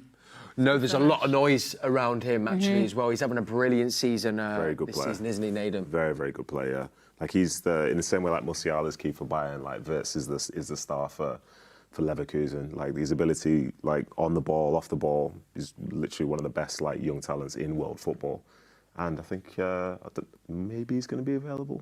Yeah, and possibly. Maybe I'll chip in. Yeah, well, I'm happy to Not chip too much, in but there. I'll chip in. Listen, but that is, as we know, I do think, and Pep's touched upon, that is a position that we'll be looking for, hopefully, to strengthen, if not by the end of this window, definitely come the summer. The goal in for Real Madrid. So they have gone 1-0 up. Who's it with the goal scorer? Is it Rodrigo? Yeah, it looked like Rodrigo, yeah. So Real Madrid there, 1-0 up. Can we get a little goal tally check, please? Hello. Do you know? I'll be honest. I've been impressed with Bruges. They've been working very hard. They're very well organised. And in fairness, when it's time to pass, like they can play some passes. There've been a few turnovers and stuff, but they all look like they know exactly where they're supposed to be going. Whether or not they carry like a true threat, I'm not sure. But they can take the sting out of the game a little bit, and I don't think you'd want to be chasing against them. Let's just say that as it stands. Well, and as you pointed out, you can see why they've probably conceded only 8 goals and are unbeaten in their last 22. It's the same reason as to why they've not scored that many as well. Yes. That's the trade-off, isn't it? You know what I mean? To be able to get both is a sign of like a real quality side, but then lots of other good sides like we see with Bruges who, they're One or the other a bit more. tough to play against, yeah. Sorry, can I get that goal count again? Is it 19 goals so far? Oh, we're cooking. 19. We're cooking. A We're third of the way cooking. through. We're cooking. Just had over half an On the hour back. football played. Ooh. Big Earl wasn't there for once. No. It just feels what's not just quite falling for City in that final ball yet, is it, Naomi? No, I think Bruges have been so compact. Yeah. And I think they've had so many numbers in the box that then when there is a little bit of space, sometimes it's just capitalising on it, and it hasn't been the case yet. But I think hopefully it will come and they'll get a good chance and be clinical with it. That's it. I can feel it coming. I think we've got just 10 minutes go. Nice little one before half time just to steady the ship. You're remarkably calm, by the way, Carl. Pardon? You're remarkably calm. You're so chill. Just a chill guy now, aren't you? Professional. Professional. It's funny what happens when you know there's a camera on you. Yeah, exactly. Yeah. It's PSG 3-0, I think. Yeah. Oh, did it given? go over the line? Is that given? Okay, no, save. Didn't get over the line. Thought it might have done. No, save. No goal given there. You sure he's checking his watch? Oh, it's a no go, all right. No goal. So that PSG team though that I watched last week, that is a whole different PSG team to what I've seen in the past. Young, they were running, the running they were putting on the pitch, the fight as well, and the width as well they had was brilliant. Especially being 2-0 down, I think to have that mentality to keep going and to keep trying to cause City problems at the time, we couldn't really handle them. I think, especially when they were going forward, they just kind of went, right, okay, we're all going forward, and it was everybody just trying to get themselves in the box, but also the quality that they showed in them areas in and around the box to finish. I think that was the most impressive thing. And you're right, when PSG have been here at the Etihad and we've watched them in previous Champions League campaigns, there's always been so much talk about them, but nothing's ever come of it. Well, he's just scored another one. It's 3-0 now. Dembele's just scored. See, right on. There you go, Dembele, quality. What's the average? Is it 3 goals per game on average in the Champions League? 3. Oh, and there's been an equaliser in the PSV game against Liverpool. So PSV have scored to go back level with Liverpool 1-1. What have you made of the new format, Naomi? Now we're here, and I know we've still not qualified, but kind of enjoying it. What have you made of the new format? I mean, I was a bit pessimistic at the start because I just loved the old group stage. Steph up. Great block. Good block. Great block. But then now with this exciting last day where there's so much that could change, I think it has brought excitement. Maybe people don't like change, but it's here now, and I think we can enjoy it. Yes, agreed. I agree on that. They just had a slight chance for Bruges there, Nedum, but it was, I mean, well-timed shot would look like it was blocked by Kanji. It looked like it was blocked with a Kanji's face. Yeah. Yeah, by any means necessary, I guess. But it was, yeah, it was, yeah. Right. It's a granite jaw, that. Granite. Fair play. Fair play. But yeah, for Bruges, the playing out from the back, it kind of works for them because they're really well structured in terms of how they do it. You know, they make the pitch as big as possible. They create spaces for their midfielders in there. And from when they do, they know where it's going to be going. They know there's going to be a lot of attacking out wide. So I think, in fairness for me, for as much as City have been passing and probing, I like the work rate City have put in as well. Yes. Because they're not just thinking about one side of the game. They know the importance of that first goal, and that also means not giving it to the opposition. And City have been doing really well getting back in, putting their bodies on the line when they need to. And yeah, this is obviously there's been a goal in the Barcelona-Atalanta game. Well, there it is. It's Barcelona-Atlanta. And it's, Atlanta have scored at the new camp, which means... I don't think it's a new camp. The Olympic. Oh, sorry, is that the... It's like the Olympic Stadium. Yeah. Of course, yeah. Oh, okay. wow. My He's bad. had a Yeah, shot. so Atlanta Celtic 1-0 up, 2-1 though. as well. Edison's was in a defensive position there. Oh, Houghton. And it also looks like Celtic have pulled one back against Villa at Villa Park, so it's now Aston Villa 2. Is it gone offside? I think was the Napoli one? No, Atalanta was in offside. I'll wait for It's been confirmation. given, I Actually, I think. think it might have been given, Neds. Yeah. Say no more. And this is Celtic pulling one back. I bet their fans didn't celebrate that one too much, did they? No. The ones travelled down from Glasgow. Just seeing there a classic Edison sweeping up and going. Won a game. At least. Yeah. It's fair dues though. Like in that moment, it was actually needed. Amazing stat from him at the weekend, actually. Went level on assists with Paul Robinson. 5 assists now for Edison in the Premier League, which What an is... assist it was Paul as well. Robinson, like. Is it right, Paul Robinson? Yeah, the key. Yeah, we've had him on the... I think the assists are probably quite different as well. With all due respect. Do you know, I've got to shout Edison out as well. Do you know when he makes those, like, kicks? He kicks it 70 yards, like he's just flicking his leg. Yeah. No backlift or anything. Nothing. Yeah. And when you see, like, the views from, like, behind the goal, it's always so clean This is how he it. catches it. So clean. I'm like, yeah. This And guy- pinpoint as well. proper. There's a warm-up. Has there been a... Arsenal Goal just for scored. Arsenal. Penalty. Was it a pen, yeah? Yeah, Jorginho. There we go. Jorginho scored a penalty there. 1-1 Girona Arsenal now. And Nedum, you were correct, actually. Atlanta goal has been chalked off. But what hasn't been chalked off is an equaliser for Celtic. 2 quick goals in shot. succession. Oh my God. What a game. What a great game there. So 2-2 at Villa Park now. That was a beautifully worked goal, by the way, Steph. Yeah, I mean, to come back from 2-0 down At Villa Park. at away Villa from home. Park, yeah. Credit to even the first goal was a very good goal, but this one, I think in terms of playing through and getting that cross. Yeah. And you know what, every good striker or forward player gets across the front post or gets in behind the defender, and they certainly did that there. That's a massive shock, isn't Huge. it? Well, really? also what that does to the table is it knocks Yeah. Aston Villa out of the Wow. top 8, so that you can see them. They've now dropped down to 13. So if it stays a draw, Aston Villa out the top 8 with that goal. 5 minutes left here at the Etihad, still 0-0. So That's a really nice It's a goal. brilliant goal there at the nice goal. at Villa Park. Great game there. And another goal in quick succession in the Girona Arsenal game. Usually speed. Usually Think speed. quick. There could be a second. He's got some gas, that fella. Well done. Guardiola Great did well decision. there. What, by just pulling him? Well, you just have to do what you've got to do, don't It's you? true. It's true. Defender, stop them scoring. Yeah, it's true. Valid. Dear. So he has got speed on that right side. That's Yes. definitely something to be wary of. John Stones, though, as well, has been... I just love seeing him. He throwing himself in front of a block and then also basically in their box playing playmaker. Yeah. I don't know if I've got legs for that, to be honest. No. Give me one or the other. Can't be doing both. 5 minutes to go here. Kanji's just got the ball, bringing it out of the defence. Been a goal over as well in the little Feyenoord game. Feyenoord have conceded, so that is now 2-1 in that game. Just bringing that little score update. As it currently stands as well, with PSG beating Stuttgart. Stuttgart are in the elimination places, as are we, because as we know, City need to win. Now, Kevin De Bruyne has just slipped, and it's opened up to a slight counter, it seems, here now down the left-hand side for Bruges. It's unlucky that slip there, Nate. Yeah, it is, yeah. It is. It's just awkward because they're attacking because of it. That's the thing. Yeah. Like, when you get an anxiety about people falling over and you're attacking third, Yeah. the shows maybe I'm a little bit nervous. We've just as well seen a goal there in the PSV Liverpool game. Liverpool now 2-1 up against PSV, scoring there with 5 minutes to go before half-time. That is where we've struggled a little bit this season, though, Naomi, is maybe as well when we're talking about keeping the ball, giving it away in key positions and when we're on the attack, and that leaves us quite exposed at the back, which is a defender's nightmare, isn't it, really?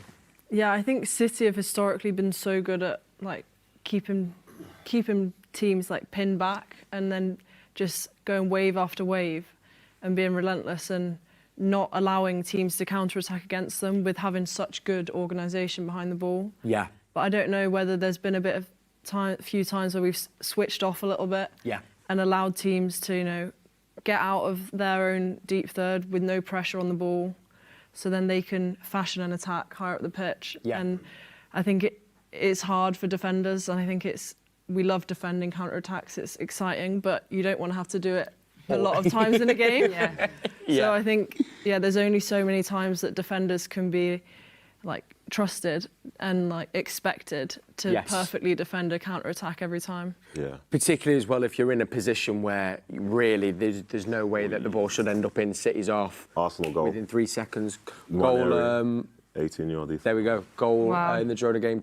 That is 2-1. Awful lot of goals. Arsenal. Awful lot of goals happening. Lots of goals this evening. We've had a guess here in the studio how many goals are scored against the 18. If you've been doing that as well, you might have done that at home. So if you have, let us know your guesses. We've also had our team behind the scenes. They've all given a guess as well. And producer Mark has just told me. Tell me again, Mark, how many? 28 goals so far. Wow. I can't even. And we out of it. That's a lot of goals. I can't even remember what I put. What a finish that is, by the way. Not bad for an 18-year-old, eh? Wow. Beautiful finish for that second goal at Arsenal. I don't think there's much anyone can do about that. Beautifully taken on his left foot, just outside the box, buries it into the bottom left. Good finish. Great finish. Beautiful finish. Still 0-0 here. Only 2 minutes to go in the Man City Bruges game. If you've been joining us as well, thanks for joining us. I mean, it looks like there is that a goal there as well? I think there has been. Is that for Leipzig? I think it could be. Is it Leipzig? Yes. No, No. it's gone against Leipzig. So they're now Sturm Graz. Sturm Graz 1-0 up against Leipzig, and also Dortmund have got a second against Shakhtar Donetsk as well. Yeah, this is the stuff now. Gundogan just had the ball on the edge of the box, didn't he? Had a shot, and then Nunes has just been sent to the shops. It's 1-0. So you can tell from the reaction in the studio that Bruges. Bruges have gone 1-0 up. That is a nervous laugh. Bruges have gone 1-0 up, literally on the brink of half-time, and it was just as we were saying. We had the ball on the edge of their box. Nedum, quick break. For sure. I think the point Naomi was making as well about, say, City being open on the counter-attack. Like in this instance there, they did have bodies back, but teams these days, they prepare to play against City in a certain way, and they know that speed can be a significant issue. And if you can get 1v1s and manage to beat someone, like for the goal, they've committed 4 bodies forward. And it's, in some ways, I don't know if it's a good pass to him, but it's dropped to him, and the finish it's a great finish. But lots of teams previously, they didn't really play with belief when they played against City. Yes. But as soon as you see it once or twice, you think that it can be something that benefits you. And it is a good finish, in fairness. And, it makes the task even more clear now. Like, they have to score to. Does, and listen, we pointed out at the start of the show, I mean, the camera's on Nunes there, and it's not his position, but reminisce as well, there was one of the PSG games, I think the PSG game was the second one. For me, you've dived in when just standing up, and it kind of done something similar there as well, Steph. It's like when you're trying too hard. I think Nunes did that against Man United at home. Yes. He tried to rectify his mistake, and then, he took... who did he take down in the box? Who scored? Ahmad. Diallo. And I feel as though sometimes that's just a little bit of inexperience, but I think the guys are right in terms of, especially the way that we want to play, it's all about thinking defence when you're attacking, and I think there's 2 or 3 key players that are the ones that are behind the ball that are not necessarily involved in the play that are so key to that, stopping the counter. And I know we were joking about it before, but like making fouls, making clever fouls to break it up to allow people to get back in. But I think it seems that every time everybody's attacking us, it just seems to be going in at the moment. And we're in the Champions League. These are good forward players who are pacey, they're agile, and they know how to finish. It's just a shame, that one, because, like, they had bodies back. Yeah. You know what I mean? If you're getting hit and, like, you're outnumbered on the counter, you'd say that you're overcommitted. But in that instance, I'd make a point that he didn't. Yeah. But I think it starts off with Nunes not being able to defend that moment 1v1. And in fairness to him, like, there have been times when he has done that. He'll know he's done too much there. And then there's a little ricochet off of Kanji's calf, I think it was, for the cutback. But the drop to the guy, and he finished it. So, you know, this half-time team talk now, it's a massive one. Massive, but I think the players themselves, with the leaders that they have, I think some of them will be making the team talk themselves. And and I guess that's it, isn't it, Naomi? Now, you mentioned at the start of the show the experience that we've got in the starting 11 tonight, and that will be key now in that dressing room and moving into the second half. Yeah, I think the players need to come together, and I think in those moments it's easy to look at other players and say, oh, you didn't do your role, or like what happened? Mm-hmm. And I think they just have to have each other's back and just say, this is our team. Only the people in this room can get us through to the next round. And I think if they have the belief and confidence, they've got enough quality to do it. Yeah, they do indeed. Love that name. Get yourself over to the Etihad there. Go get in that changing room. Right, so it's half-time now at the Etihad. Maybe you've just joined us because you've been watching the game, but why haven't you been joining us on the watch-along? It's all right, you can join us for the second half. It is sadly Manchester City 0, Bruges 1, so 1-0 down. And as we know, 3 points is what it takes to get us qualified through to the next round. We can take a slight pause here in the studio, and then I'll do a quick recap of all the results, how many goals have gone in. But we did want to bring you this. So, as we know, it's been quite the transfer window for our men's and women's team, and there was a very special event held earlier on today with City in the Community, where our brand new signings were able to meet a project, and some brilliant young people as well involved in that project.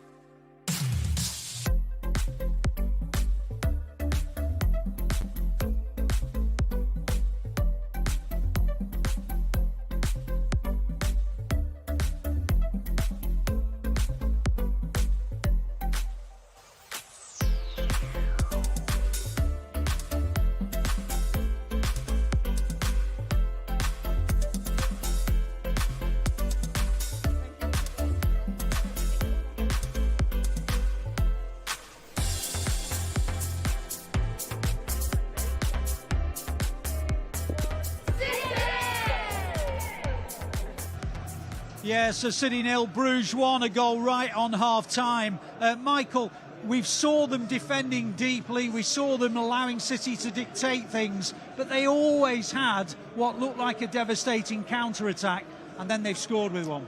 Well, that's what happens. We've seen it in the first few moments where there was one direct ball. Solis was the problem, wasn't he? That flick on, and then he couldn't deliver from there on. Good recovery runs. They were still there for City here defensively. Pep's wanted control. He's wanted to sort of just make sure there's none of that in the counter-attack, any spaces, but it's just that moment. Great little bit of skill, a little flick. Matches Nunes just tries to take the ball, and Salisa's away. There's still work to do. The ball comes across. Onyedika's saying, yes, please, on the edge of the area. It's a really good strike with that right foot as he comes across to beat Ederson, and then that chance comes to reality. We can control possession, we can control momentum. For all our territory, we didn't really have clear-cut chances. Mignolet in goal wasn't tested enough. Now at half-time, I think the message was, well, we had that control. Keep going with what we do. Maybe the wider areas, we're going to have to take more of a risk a little bit quicker. When you look at the overall first-half performance, what are the positives for you? I think the positives of the control, the total of possession, being able to handle in such a difficult situation, to have so much possession, to be able to have the momentum, and you've got your opponents having you right on the back foot, nowhere really to go. So we say, well, we can do it, we can manage it. We talked about it in commentary, didn't we, about maybe releasing one or more defenders to make just a 2v1, and from there on, maybe the wider ones in Ford and Bernardo, Kevin De Bruyne, get higher, try and stretch, try and push them back slightly, and maybe a few more early deliveries for Erling Haaland.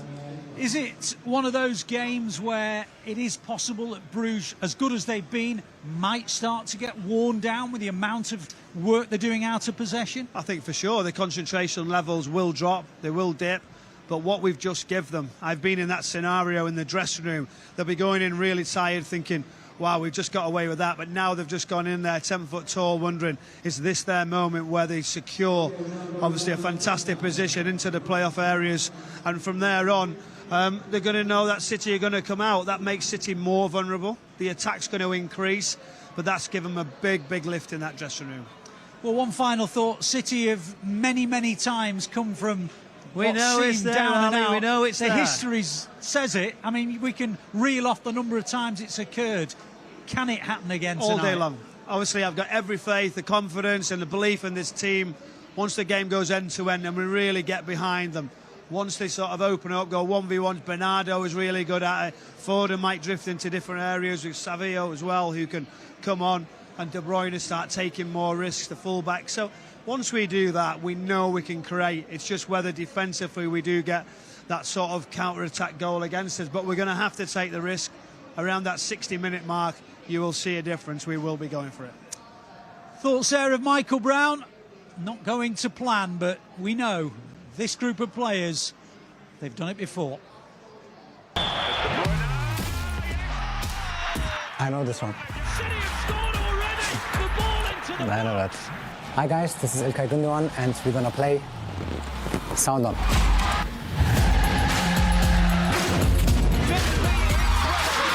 Do you watch a lot the highlights of the goals you score? Sometimes, yes, I have to say. I don't know, it's just random, you know, like I'm not really into so many highlights. Can you recognize your goals just from the commentary? I feel like yes, because I haven't scored that much, so might be a bit more easier, you know, but I'm not too sure, to be honest with you. All right, let's give it a go.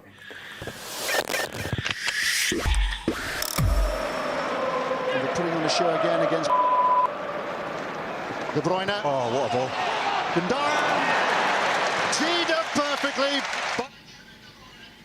Drives into the space and I know that this is one. just a composed... That's my JV goal, isn't it? Like against Bournemouth at home, 2016, I think. You get it right. Yeah. So there was a space for me and Kevin just put the ball through, you know, perfectly, and just, I think first time finish with my right into the right corner.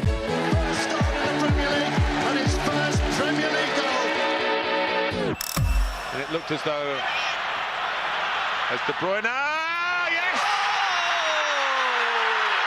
Gündoğan again, the king of comeback. Final day, Villa. And goals here from Gündoğan and Rodri has made it look like a potential happy ending in the greatest league in the world. We're going to get one of its greatest finales. Looked as though, as De Bruyne, yes! Gündoğan again! The king of comeback! and I just made to run second post and got the ball there. And it was at the end, it was just a tap in, you know. Do you remember who did you come from the bench? Was it Bernardo? So Ilkay Gundogan is introduced in play. Yeah, because I remember after the game people making a bit fun of Bernardo, yeah. Saying him, oh Bernardo, the best thing you did today was coming off. Thank you for coming off, Bernardo. The last time these two met here in the competition, City have scored already! The ball into the box, and Ilkay Gundogan tucks it in! It was just one of those moving around moments. It set up for them. Yeah, that's FA Cup final, first goal. Ilkay Gundogan gets this final underway. It was inevitable, I guess, that one day we'd have an all-Manchester final. The last time these two met here in the competition, City have scored already! The ball into the box, and Ilkay Gundogan tucks it in! It was just one of those moving around moments. It set up for the volley, and Ilkay Gundogan connected on the edge of the area, and City are in front inside 16 seconds. I feel grateful, I feel very privileged, you know, to have played that game, you know, with City, a final against United, and then obviously also being, crucial part in that game by scoring 2 goals and winning 2-1, you know, lifting the second trophy of that treble year at Wembley as a captain. I feel like it could have not been better, you know, for me personally, and then such a start, you know, also to the game. Incredible. Manchester City are FA Cup winners. Really enjoyed that there. Gundogan trying to work out his goals just from the reaction of the sound. Thanks for joining us on Matchday Live. If you're with us for the first half, you'll know that we're doing something very special for us on Matchday Live. We're doing a watch-along, and if you've just joined us coming into the second half, well, don't go anywhere. Stay with us, because we're going to be reacting to the City game and all the goals across the 18 games that are happening tonight in the Champions League. On that, we had a little game in the studio where we had to guess the number of goals that would be scored tonight across the 18 games. They are in that little white envelope there under my chair, safe and sound, and there has been 33 goals so far in the first half. Good number. We happy with that, Nedum? Great number. OK, interesting. Well we are, of course, though, here not to talk about how many goals. We're here to talk about Manchester City, who are facing Bruges. We can just see some live pictures from the Etihad of the Bruges players in the tunnel. It looks like Edison's just coming down now as well. It is Manchester City 0, Bruges 1. Steph, little bit of a story of old for this season. Felt like we were dominating and caught out at the end with that goal. Yeah, disappointing. I think, to be honest, I think City have controlled the play really well, but I think in these areas, especially centrally, this is what Bruges are after, is to be able to pick the ball up and to use their pace and quality. And I think Núñez on the goal can maybe just hold his ground, allow players to get back in. And City are in quite a good shape, but I think in these moments of late, this just seems to be, every time there's a shot at our goal, it seems to be going in, and it takes a little bit of a deflection, which is unlucky, but we had a few little warnings 10, 15 minutes before that, so it had been coming in a way unless we got the first goal. Yeah, and sadly we didn't get that first goal, but it does mean now all to play for. As we know, for Manchester City to get into the next round, they have to beat Bruges tonight. We just saw warming up, Nedum, Savinho coming on. So what are we thinking? The thinking is there. We'll let you know who we know who has come off. We're thinking it is Gundogan that has made way for Savinho. I'll confirm that when I know. What are the thoughts there, though, just with Savinho, Nedum? Do you I think it'll be interesting, because that means, it's for Gundogan. I think Foden can come more centrally and have more of an impact, because in fairness, he was responsible for sort of hugging the touchline out wide. Yep. And he's good at it, but I'd probably say Savinho, that's probably his specialty as such. So I think to bring Phil inside and to have Kevin in there as well and to have Kovacic behind, there's still going to be a ton of creativity in there. And I think Pep's realised that he needs to tweak something. And Savinho's very, very direct. So the hope is they can have an impact and get some service into the box for a big goal as well. We were asked a question from one of our fans who are joining us on a watch-along as well. There they all are. They're still with us. Yes, guys, it's all right. Who's that fellow with the headset? Keep the faith. We had a great question. It was from Chris, who was saying about does it help if you need to win? And I guess now this really is case in point. You're 1-0 down.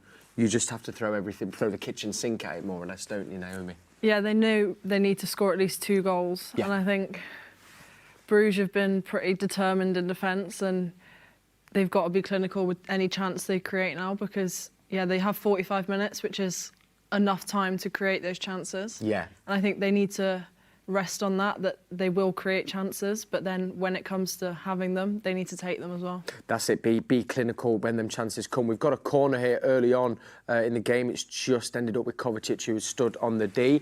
Little score update, still half time over there, but PSV went 3-2 up against Liverpool. Liverpool, I think, were ahead, but now PSV now ahead 3-2 there at half time. Goals galore in that game. Goals galore across the whole round, to be honest. But it's a good reaction from them because, you know, Liverpool being top of the tree, best defensive record, I think, in the one of the best defensive records in the competition. Yeah. Top of the table. So for them to ship 3 goals is. I don't think Slot will be too keen on that, to be honest. No, I think you mentioned that there is such a young team that's out there this evening for Liverpool, isn't it? But obviously they can do that because it was only them and Barcelona that were automatically qualifying into the next round. Another great game happening at Villa Park, Villa Celtic, that's 2-2. And that draw does mean Villa are out of the top 8. But I'm sure there'll be more goals to come in that game. Steph, we seem to have started this... John Stones. Johnny Stones. As I was just saying, we've started that second half quick and well. That is better. I think Savinho's come on and his job is just to get at the full-back and to create chances, and that allows De Bruyne to come over and support him, and I think John Stones' record this season's been pretty good, so hopefully we get more chances like that, whether that's John Stones, Haaland, Akanji, whoever it is, we just need to get that goal in the back of the net. It was it literally, I mean, a few inches to the right, and it felt like it would have just nestled there in the bottom corner. But a good start. That is what we wanted to see as City. Savinho started well. He's really tried to take it to the fullback straight away. He's won 2 corners already. And I'm sure, like, if you were in the stadium, you'd hear the noise being up, you know, because you know it's like a big task. You've got to score 2 goals in the second half, and somebody being on the front foot like him is going to absolutely get the team feeling up for it. As well, when you have someone like Savinho on, it's like, as a defender, you either leave him 1v1 or you try and double up. So then it's like, who else is free? And that's where De Bruyne comes into play because he can go and help. And if Savinho is getting the better of his full-back, you normally drag a midfielder over to go and help your full-back. But then that means there's space for someone else. Yes. So I think it's a positive change from Pep at this moment in time, and hopefully he gets into the game even more. Similarly to yourself, Naomi, he signed in the summer. He's had a great start to his Manchester City career. Great impact as well, which is not easy to do when you're joining a new club. No, especially he's still a young player as well. Yeah. And I think coming in, into a team that was really successful, there's probably a lot of pressure and expectation. Mm-hmm. And I think, he's an exciting winger and shows a lot of promise and has also delivered on that. I mean, I think he scored one of his goals pretty recently. Yeah. And I think he's direct and will beat fullbacks and get balls in the box. Yeah. And that's what you need in this game. And so far as well, like you say, even just the way he stretched the game straight away. And I think after that first goal as well that you've mentioned, because he was trying for it, it did just give him that new bit of confidence. I guess it's almost a bit the same for you, I guess embedding in a defence, you want to get those first few clean sheets together to build your confidence a little bit. Yeah. It's always it's funny, isn't it? I guess when you are joining such a close-knit together group, you need those little moments to feel you're a part of it. You need moments, but you also need to build connections as well, and especially when you play as a winger in this system, in this philosophy,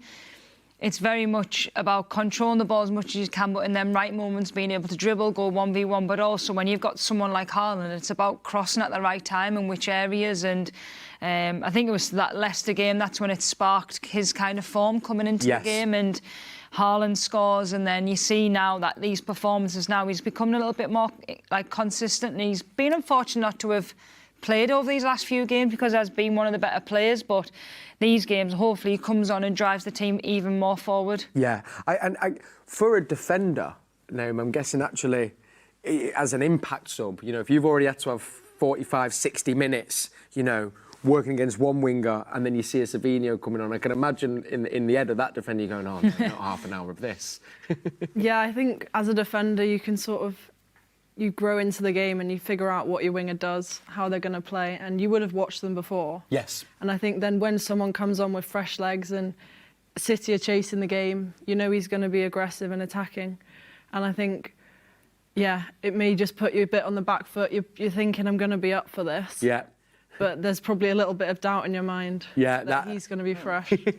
Especially as well when he starts the half as well as he has done. Yeah. As we said, he's made a right impact as well in these first 5 minutes. Steph's lost her mind over it. I thought it was going somewhere else. So I kind of was getting a bit excited. I thought a spider slight flinched there in the corner of my eye. No, it's coming. No, I'm positive. But like, You're not, Nedum. Sure you don't know what you're saying. We've just been brought some pictures here as well in the Barcelona-Atlanta game. Bearing in mind there had been there had been a goal chalked off in there earlier in the first half, but Barcelona have now gone 1-0 up, and of course that kid there. Wow. Great touch from the Brugge player. So Barcelona. Great touch. Leave that behind you, mate. Nil.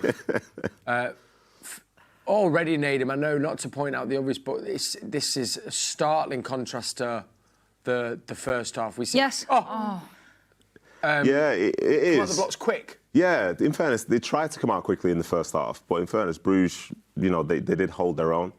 But like I say, this is a different situation now. This is a different situation now with City knowing that they have to score 2. Yeah. You know what I mean? So they're going to be very much on the front foot, but they need to make sure they still keep defending, because otherwise, as I say, to come back from 2 is, you know, that'd be a little bit chaotic. So, yeah. You mentioned as well, actually, with the sub of Savinho coming on, it's moved Phil Foden more centrally, and already you can see him getting on the ball in those pockets that we know he excels in. It's asking Brugge a different sort of question, because you know, in fairness, they were doing fine against the ones that were in there for City to start with. You know, Gundogan was finding himself in positions, but he's a different sort of feel to. Keep going. Keep going. That's how you do it! Yes! What did I say about him driving? Wow. Right. Now, I must Naomi say, she did call it. Can we just say, and we can clip, I was about to say, you pinpointed Kovacic with his driving runs, and that's what he did just there, wasn't it, Naomi? What a run. Unbelievable. Yeah, and a finish. Just passed it into the corner. Yeah, just talk us through it here then, Nedum, as we're seeing the highlights. Yeah. Picked it up basically at the centre spot. Yeah, he did, drove a little bit to the left and then to the right, and then as soon as he got into the D, just on the edge of the box, casually passed it into the corner. That's brilliant. You know, sometimes like you can break the play with a pass, but sometimes you do it running with the ball. And when somebody's running with the ball, it's very hard, I think, as a defender to know when to step out, when to go, because you can read a pass, but you can't read somebody's movement sometimes. So he steps up, and it's a huge moment. That's another big goal for the fella. Yeah. You mentioned as well, I mean, the 2 points you made, Naomi, was one about his driving runs, but the experience, and that is a man who has obviously won the Champions League, not with City, but has played at Real Madrid, and you can see there the impact that's going to have, hopefully, on the younger players as well around him. Yeah, I think it will just lift the group. I think it's lifting everyone. Yeah, everyone, the stadium, like everything will just have lifted. Pep stood up, he's clapping the team, and I think just to see everyone getting behind, and I think Bruges will be starting to get a bit shaky. Yeah, a bit nervous now. Love this from our wall as well. Come on, come on the wall. Come on the ball. Come on the Blues. Beautiful there. One more, that's it. We go again. Class. Blue wall. Absolutely class. So, Manchester City 1, Bruges 1 here. If you've just tuned in, welcome to our watch-along. But as we know... Oh, dear. Come on, That's boys. offside. That's offside. That's offside. That's offside. Oh, we're still playing. Hang on. Oh, no. Oh, no. Edison. Nothing to see here, guys. Everything's fine. John, do the same. Everything's fine. You know that, was it that meme where there's just a dog just sitting in a room and it's on fire? That's just us in here on this watch-along. No, there's nothing to see here. We're all good. Pep looks like he was sitting there that it was so offside. annoying, by the way. Do you know what, though? I understand what you're saying, but there have been so many goals that have been given because of it. That's the thing, but we don't register it. Yeah, but if you keep doing that and they're just miles offside and you keep sprinting all the way back... He's onside. Oh, wow. We'll see. It does look like... So it looks... You're like a referee and a goal counter. How do you call that? I mean, Pep was signaling for offside. I think he's got booked as well because he thought it was, but it looks like it was. Is that a let-off there for City there, Nedum? You could argue that they defended it well enough in the end. Yeah. So defenders, you know, they're there to defend. So yes, you probably don't want to be that stretched, especially after getting back into the game. Yes. But you've got to ride these moments, you know. And I feel actually, you know, if you're going off some good defending, I thought Gvardiol did really well. Yeah, they applied the pressure really well, I thought. And it's, oh dear. Edison does. He's made 2 saves in the last 2 minutes. I think the worry is it's just always emergency defending. It's not. Yeah, it's not kind of, you're not in shape. You're not kind of trying to 1v1. Just it's like somebody bailing each other out all the time, and that's the worrying part. But I think City overall, this is a better tempo that we're playing at. This is causing them problems, and we are going to be vulnerable to these situations. Yeah. But the most important thing is we make use of our attacks going up the other side. Yeah. Is that also as well where it's feeling like emergency defending a little bit a symptom of the season we've had, because we're not as confident as or as resolute as we've been at the back there? You know, because we've had 3-goal leads and conceded 3, that it feels a bit like, oh no, when they get near us, it's panic station. I think sometimes you probably do feel that within the group. There's a little bit of panic, but ultimately I think we play a lot higher as a team with probably not our best back four at this moment in time. And also, we're trying to get another goal at this moment. So then people are trying to make runs forward. Yeah. You're not necessarily thinking about what your defensive duty is. Yes. And I think that's probably due to the players that we have. We don't really have many defensive-minded players in the front 5. Yeah. You probably have Kovacic, and he's probably been used to playing as an 8. Yeah. Rather than that holding midfield role. So I think there's lots of different things. I can't say it's definitely not about are they too old or whatever the kind of narrative's been over these last few months. I think it's a lot of different things put together. Yeah. There's a few things at play. Massive goal in the game against Brest and Real Madrid. Real Madrid were 1-0 up scoring in the first half, but Brest have equalised, and it's just trickled past the keeper there. So Brest 1, Real Madrid 1. Big goal there in the game. Phil Foden's just picked the ball up on the edge of the box. Played it out to Kovacic. Now we're just kind of circling the Bruges defence. Haaland's trying to hold the ball up, and looks like we've just won a corner. Gosh, remember when Gvardiol was wearing that mask? And was it in the Euros, was it? I think it was. Yeah, have we got a goal tally? How are we doing? Yeah, could we get... Shakhtar Donetsk have pulled one back as well against Dortmund, so it's 2-1, the Dortmund and Shakhtar Donetsk game. I think the keeper got caught on the ball. Oh, did indeed. What was that, sorry? It was offside. The Brest goal was offside, yeah. Killer. The striker that scored, he was just offside. Is that for the Brest? Yeah, the Brest goal, yeah. Go on, get it back in. Okay, I think Brest have that goal chalked off, so Real Madrid still 1-0 up. Again. Red foul? 37 goals is the current tally. I could do with a few more, to be honest. I just need 7 respectfully. I wouldn't mind a few more, personally. Respectfully, I need a surge very soon. I'm going to get anxious. 7-1 including City. I don't think I'd mind the same amount of goals in the first half. Oh, that's my boy. He's taking the over. Don't mind it. Don't mind it. You got in my head, Nedum, all right? No. Listen, if you seek goals, you can be excited watching them. You know what I mean? Another goal in the PSG game. De Bruyne! Oh! Kevin De Bruyne just lined one up there on the edge of the box with his left foot. Close, but a good save from the keeper, and PSG now. Just stay on your feet. Now Bruges as well with an attack from the De Bruyne shot. So much anxiety in the studio. It's horrendous. Does that feel like another let-off, Nedum? Yes. Kinda. A little bit. Kinda. Where did that break down in play there? I missed that. I think just Kovacic slipping, essentially. Yeah. Is it a let-off? I don't know. To be fair, it is a let-off. Do you know what it is? It probably is, but I think the reason we all feel like this as well is just because you know the value of that next goal. Yeah. You know what I mean? If it's just like a general game, you don't feel the same sort of like real deep pressure. Mm-hmm. But this is knockout football in the group stage. You know what I mean? Yeah. And I guess as well, actually, it'll probably be trickling into to the fans around the Etihad Stadium. Oh, they'll be sick. They'll be sick, yeah. They'll be sick. Phil Foden and Savinho just linking up here as we try. Kevin De Bruyne. Kev. Oh, Kev's lovely link-up play between Foden and Savinho, and it's fallen to De Bruyne. No. He's hit the ball on the half volley into the ground. I'm cashing that usually. There's not even any drama. Christian Pulisic, it looks like, has scored an equaliser. 10-man AC Milan I'd hit that over the bar. scored an equaliser. To be fair, missing the target's the only thing I'd have in common with Kevin in that moment. It's so difficult, isn't it, for the players, Naomi? Because you're trying to, you need to get the goal to win, but you're also having to try and remember, as you were saying, don't leave yourself too exposed. It's difficult, isn't it, in the mindset, I guess, of players? Yeah. Yeah, it's hard because you're trying to build momentum. And I think every counter-attack that they have, it just sort of takes a little bit away from you. Yeah. Like, you want to have them pinned back and be creating chances. You want it to be a half-pitch practice. Yeah.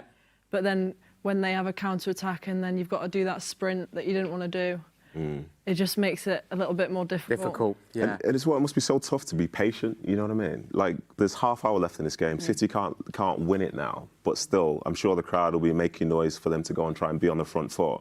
But again, in fairness to Bruges, like, they're a tough opponent. And when they come on some of those transitions, like, they're throwing bodies forward. Yes, go on. Savinho's played in Gvardiol. Yes!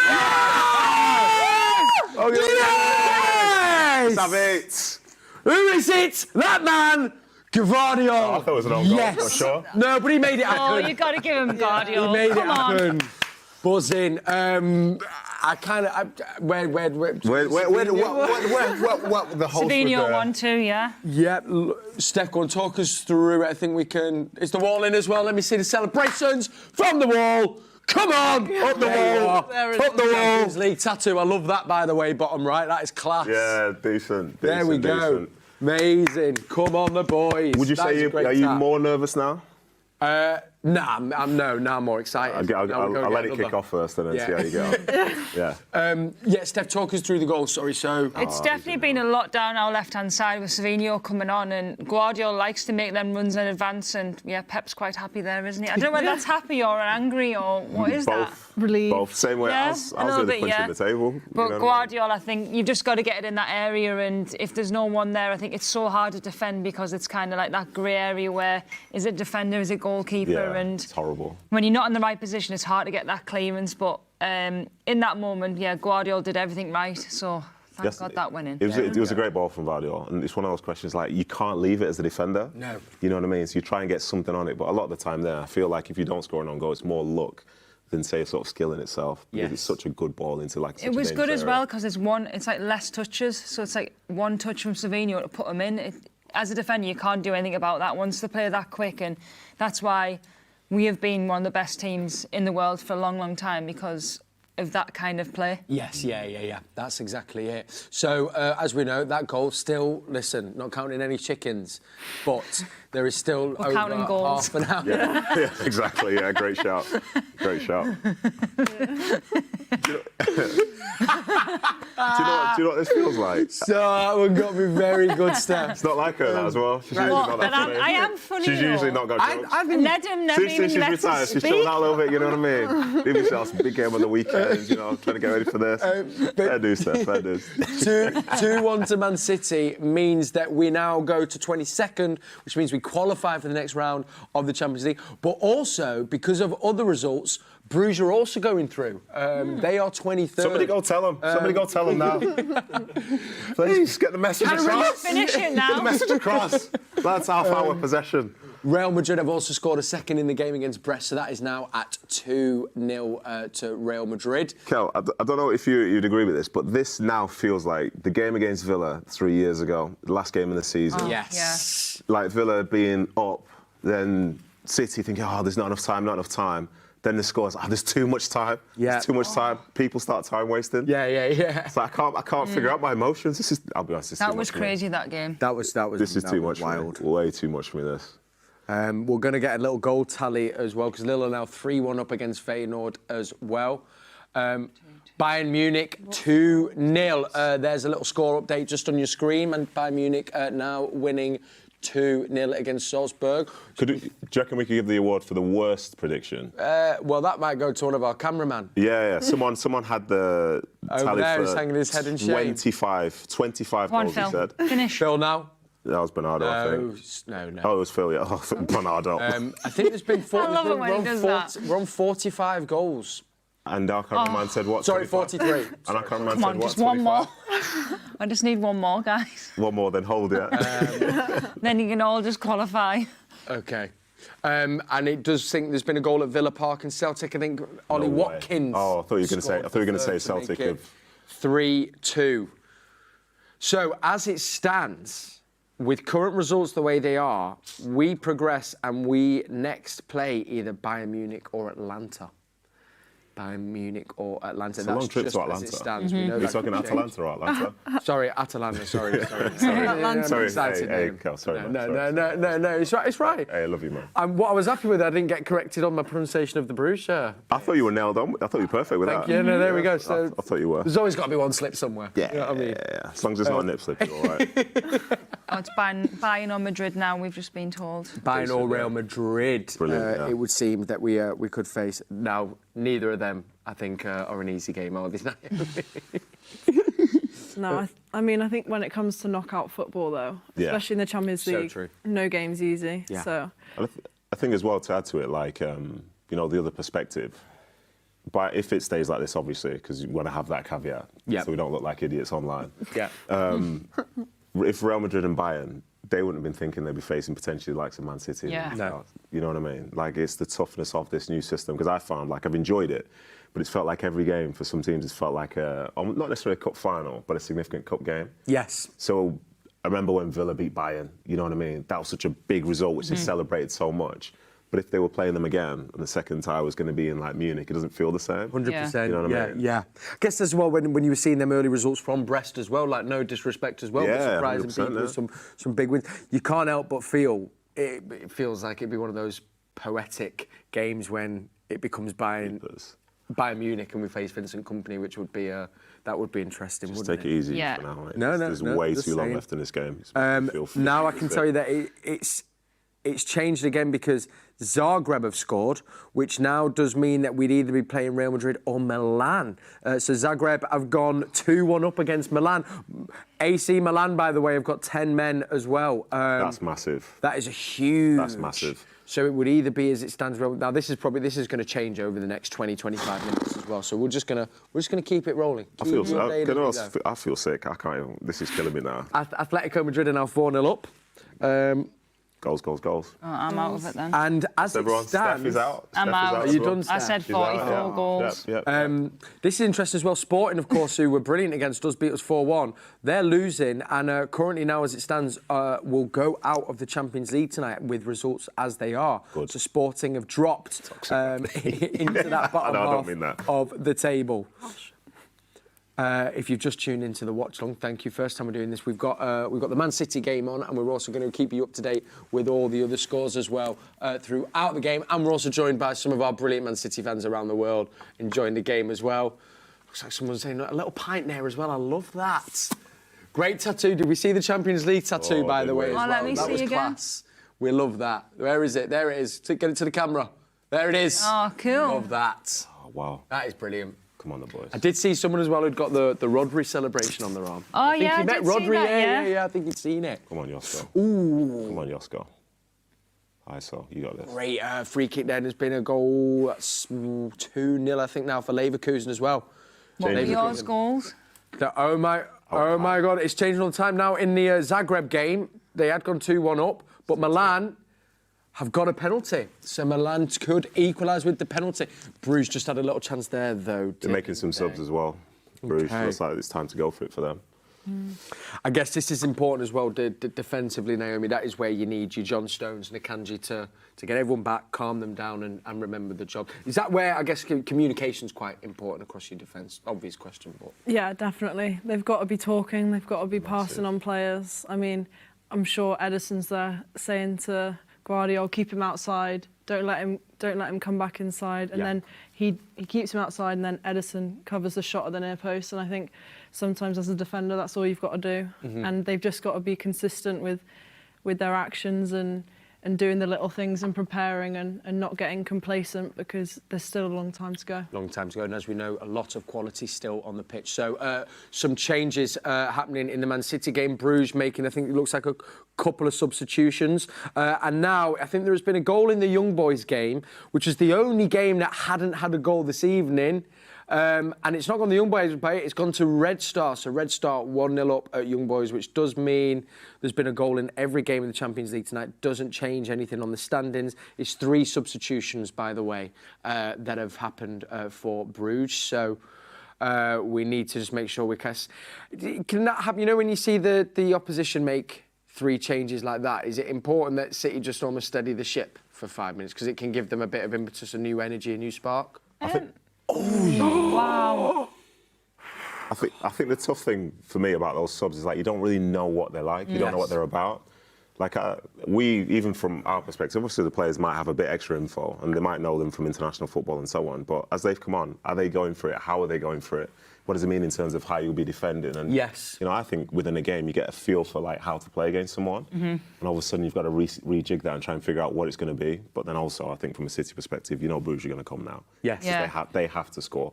They have to score to be guaranteed of getting through. I think when you see the opposition making changes, I think it can either give you confidence in terms of, OK, we've done enough to try and get them to change something now and what they're going to do. So I think it just kind of changes your mindset a little bit. Yes. I think what Nedum says, sometimes you might not know about the players, but it's just important you just keep doing the job that you've been told by the manager and nail your job individually and also what we're doing as a team. And if anything else changes from formation point of view, you normally get kind of a bit of information from the bench, and that'll come and give you a little bit of know-how, bit of knowledge. Just going back to the Villa game, they're currently 3-2 up against Celtic. Looks like Ollie Watkins is about to step up. Already scored this evening. He's about to step up for the penalty for Villa. Sorry, just a big clearance there as well, it looked like, from Nunes. Here he steps up. Come on. Oh, my goodness. Has he slipped? He slipped just at the all-important part of kicking the ball and he's skied it over to the right, so it stays 3-2. Stays at 3-2. Slip there, didn't slip he? that. Wow. So Celtic still within a chance there to get an equaliser. Couple recap on some of the other scores as well. Real Madrid beating Brest 2-0. We are currently 2-1 up. Bayern Munich winning 2-0 against Salzburg. PSV beating Liverpool 3-2 at home. Inter Milan winning 2-0 against Monaco. Girona 2-1 down against Arsenal. Atletico Madrid winning 4-0 away. Barcelona are 1-1. Juve at home getting beat by Benfica 1-0. Dortmund beating Shakhtar as well 2-1. And Zagreb are beating AC Milan 2-1. I can tell you as well, at the moment, currently, we will be facing either Bayern Munich or Real Madrid. Wow, crazy. Wouldn't fancy either of them. Go on, Earl. Go on. Go on, finish that. Go on. Oh! Missed it. Go on, Now. you. Yes! Oh! Clearance. Nedum. Oh, Erlen, you're backing Erlen there. I was backing him 100%. I'd be living on the streets off the back of Could you that. talk us through there? So it was almost great press from City. It was a great press from Houghton, and he's basically through 1v1, and it's a good save from Mignolet, to be honest. And then Savinho follows up, and the defender gets back on the line. It's last-ditch defending. It's a great save. But, yeah, I would have fancied Erling to score that all day long. He doesn't get his touch properly out of his feet, though, to be able to open the goal up a little bit more, but... It's a good, to be fair to them, it's a good press as well. Yeah. The midfielder thought he had all the time in the world. So it's good to see that, like, City is still trying to remain on the front foot, because I thought just before they were looking a little bit tired. Yes. Like, there was that break with Kevin and Erling, and it didn't seem like either of them wanted to really go full speed. But for them to still be able to find some energy, I think it's good, because Pep's like probably thinking about changes now, isn't he? Yeah, that's you know what I mean. But like picking their moments, isn't it, to do it when you know that everybody's kind of going to go. There's no point in maybe Phil just going by himself or Bernardo, which he generally does do that because he can do that. Yeah. It's a great run there from Kev just to leave Kovacic open. And if he could have just played in Phil there, possibly. I think Kevin was on as well, to be fair. City, though, pushing there to get this all-important third. There's just been another goal as well, I think, in the Milan game to make it 4-0. I'm not too sure, though. That might have just been chalked off, I think. So still 3-0 into Milan against Monaco. You see Atalanta equalise with Barca? No, I missed. There we are. Naomi, thank you. She's locked in, you know. You're welcome back. What, you'll be coming back any time. It's actually great to have you on, and we were speaking about before, though. First season here at City, really unlucky with the injury, but we have to mention the Barcelona game. What was that like for you? I mean, it was a player of the match performance as well. Goal and an assist for Bunny Shaw, yeah. Yeah, I mean, it was a surreal game. I think to be even involved in that game for myself was just, I was just so pleased to be even on the pitch. And I think then to keep a clean sheet and against the reigning champions, who had been absolutely prolific and even this season still have been. Yeah. And I think, to go and put a statement win at home at the Joy and, make them look like an ordinary team, I think. Yeah. Like, we showed up and we brought the game to them. And I think people have said, like, Barcelona didn't lose, we won. Yeah, absolutely. So, it was great memory, and I think I'll remember that for a long time. Yeah, of course. And I guess as well, just for you having arrived at a new club as well, I mean, that must have just about really almost settled you a little bit then to bed yourself in. Yeah, I think it sort of made me feel more confident in the team. I think when you come to a new club, you want to gain the respect of your fellow players. Of course. And I think, if you come in and you put a performance out and you play well and the team does well, I think then you sort of earn the right and earn the respect of your teammates. I mean, unfortunately, I did get injured right at the end of that game. Yeah. But I think it just made me feel a bit more at ease, where maybe if that hadn't happened and I had got injured, I would have maybe doubted myself a little bit more. Yes, yeah, of course. Just a quick update as well. Barcelona have scored, I think, to make it 2-1 now. And that is the 50th goal of the night. We're cooking. Big 15 minutes ahead. Big 15 minutes ahead. And it does mean our director, Kimbers, has just out the running. 49 was Kimbers. Yes. Just quickly on that, sorry, I wanted to pick up. How has the recovery been and coming back from the injury? We more or less were all good? Yeah, I think I'm pretty much there. I was back in the squad in the last game against Aston Villa, and I think been back in training now, hoping to build fitness, build sharpness, and then. Go on, Savinho. Oh! Yes! Woo! That's what we need. He's back. We mentioned him before as well, didn't we, Naomi? There we go. Johnny We know what we're doing. Yes. Was it Johnny Stone? Yes. Talk us through it. Listen, man, I'm too emotional to even talk right now. Just Steph, a little please take the lead. diagonal into Savinho, and Savinho does the rest. Takes touch with his left, does he? And on his chest, takes touch with his chest, both. With his right foot. Do you know what? It came from City. They're all going mad. Oh, Savinho, yeah. That's it. City Supporters club in Brazil. He's got the Savinho shirt on as well. Of course he has. Come on. Brazil flag as well. Of course he has. He loves it. There's your man, Savinho. Oh, he's well on side. He was brilliant, to be fair. That last 2 minutes for City, those last 2 minutes, they've kept such good possession that it's kind of slowed the game down. It took something away from Bruges, and they were patient. Great finish. And one thing that John Stones has got at the back, in my opinion, is he can wait for the right decision. People are moving around him to offer him support, and he reads that so well. Knows when to pass, when to keep it. Drove into the space, then played a beautiful ball to Savinho on that far side. And then he takes a swing with his right. Wow. Mignolet just can't get down quick enough, unfortunately, for him. But, How good was his first touch? Yeah, proper. Killed the defender. You can't get across the defender then, can you? Yeah, that was brilliant. And this is the impact you want a substitute to make. Yeah. And in fairness to Pep and the coaching staff, they needed to make a change, they felt. They've made a change and they've been very much on the front foot so far. And it's now just a case of, for me, not just as simple as just holding on. I think you need to try and find a way to manage and control the game. Yes. Take the speed out whenever you can. Which, when we spoke about at the start of the show, was what City have done so well in the past. So hopefully we can see what they do so well in the next 12 minutes. Yeah, it's not a great start, to be honest. It's a ball in the corner, but I'll pretend I didn't see that. The old commentator's curse. Yeah, well done, Carl, well done. Can we get a little goal tally update? If you didn't know, we all had a guess at how many goals will be scored across the 18 games. Currently is at 52 because Girona have equalised against Arsenal. Our sister club Girona, that means now 2-2 in that game. Doesn't really change much for Girona, though. 55. Just 3 more then. Oh, did you go 55? Yeah. I think I went 54. It's a big 10 minutes, Huge 10 minutes. I think. That meant Lille have scored again, so that means we're at 53, so they're 4-1 up against Feyenoord. Let's just all stop the goals now. What did you say? 54. I said 54. You said 60-something. Maybe I did put 60. Yeah, you said 60-something. Did I say 60-something? Yeah, you said 60-something before, yeah. Yeah, the goals, keep going. More goals. Come on. More goals. More goals. More goals. More passion. More passion. Yeah. Just a substitution here. Rico Lewis coming on. We never can really guess what Pep's thinking, but what do we think might be the thinking there, Steph? God, you could play him anywhere, couldn't you, really?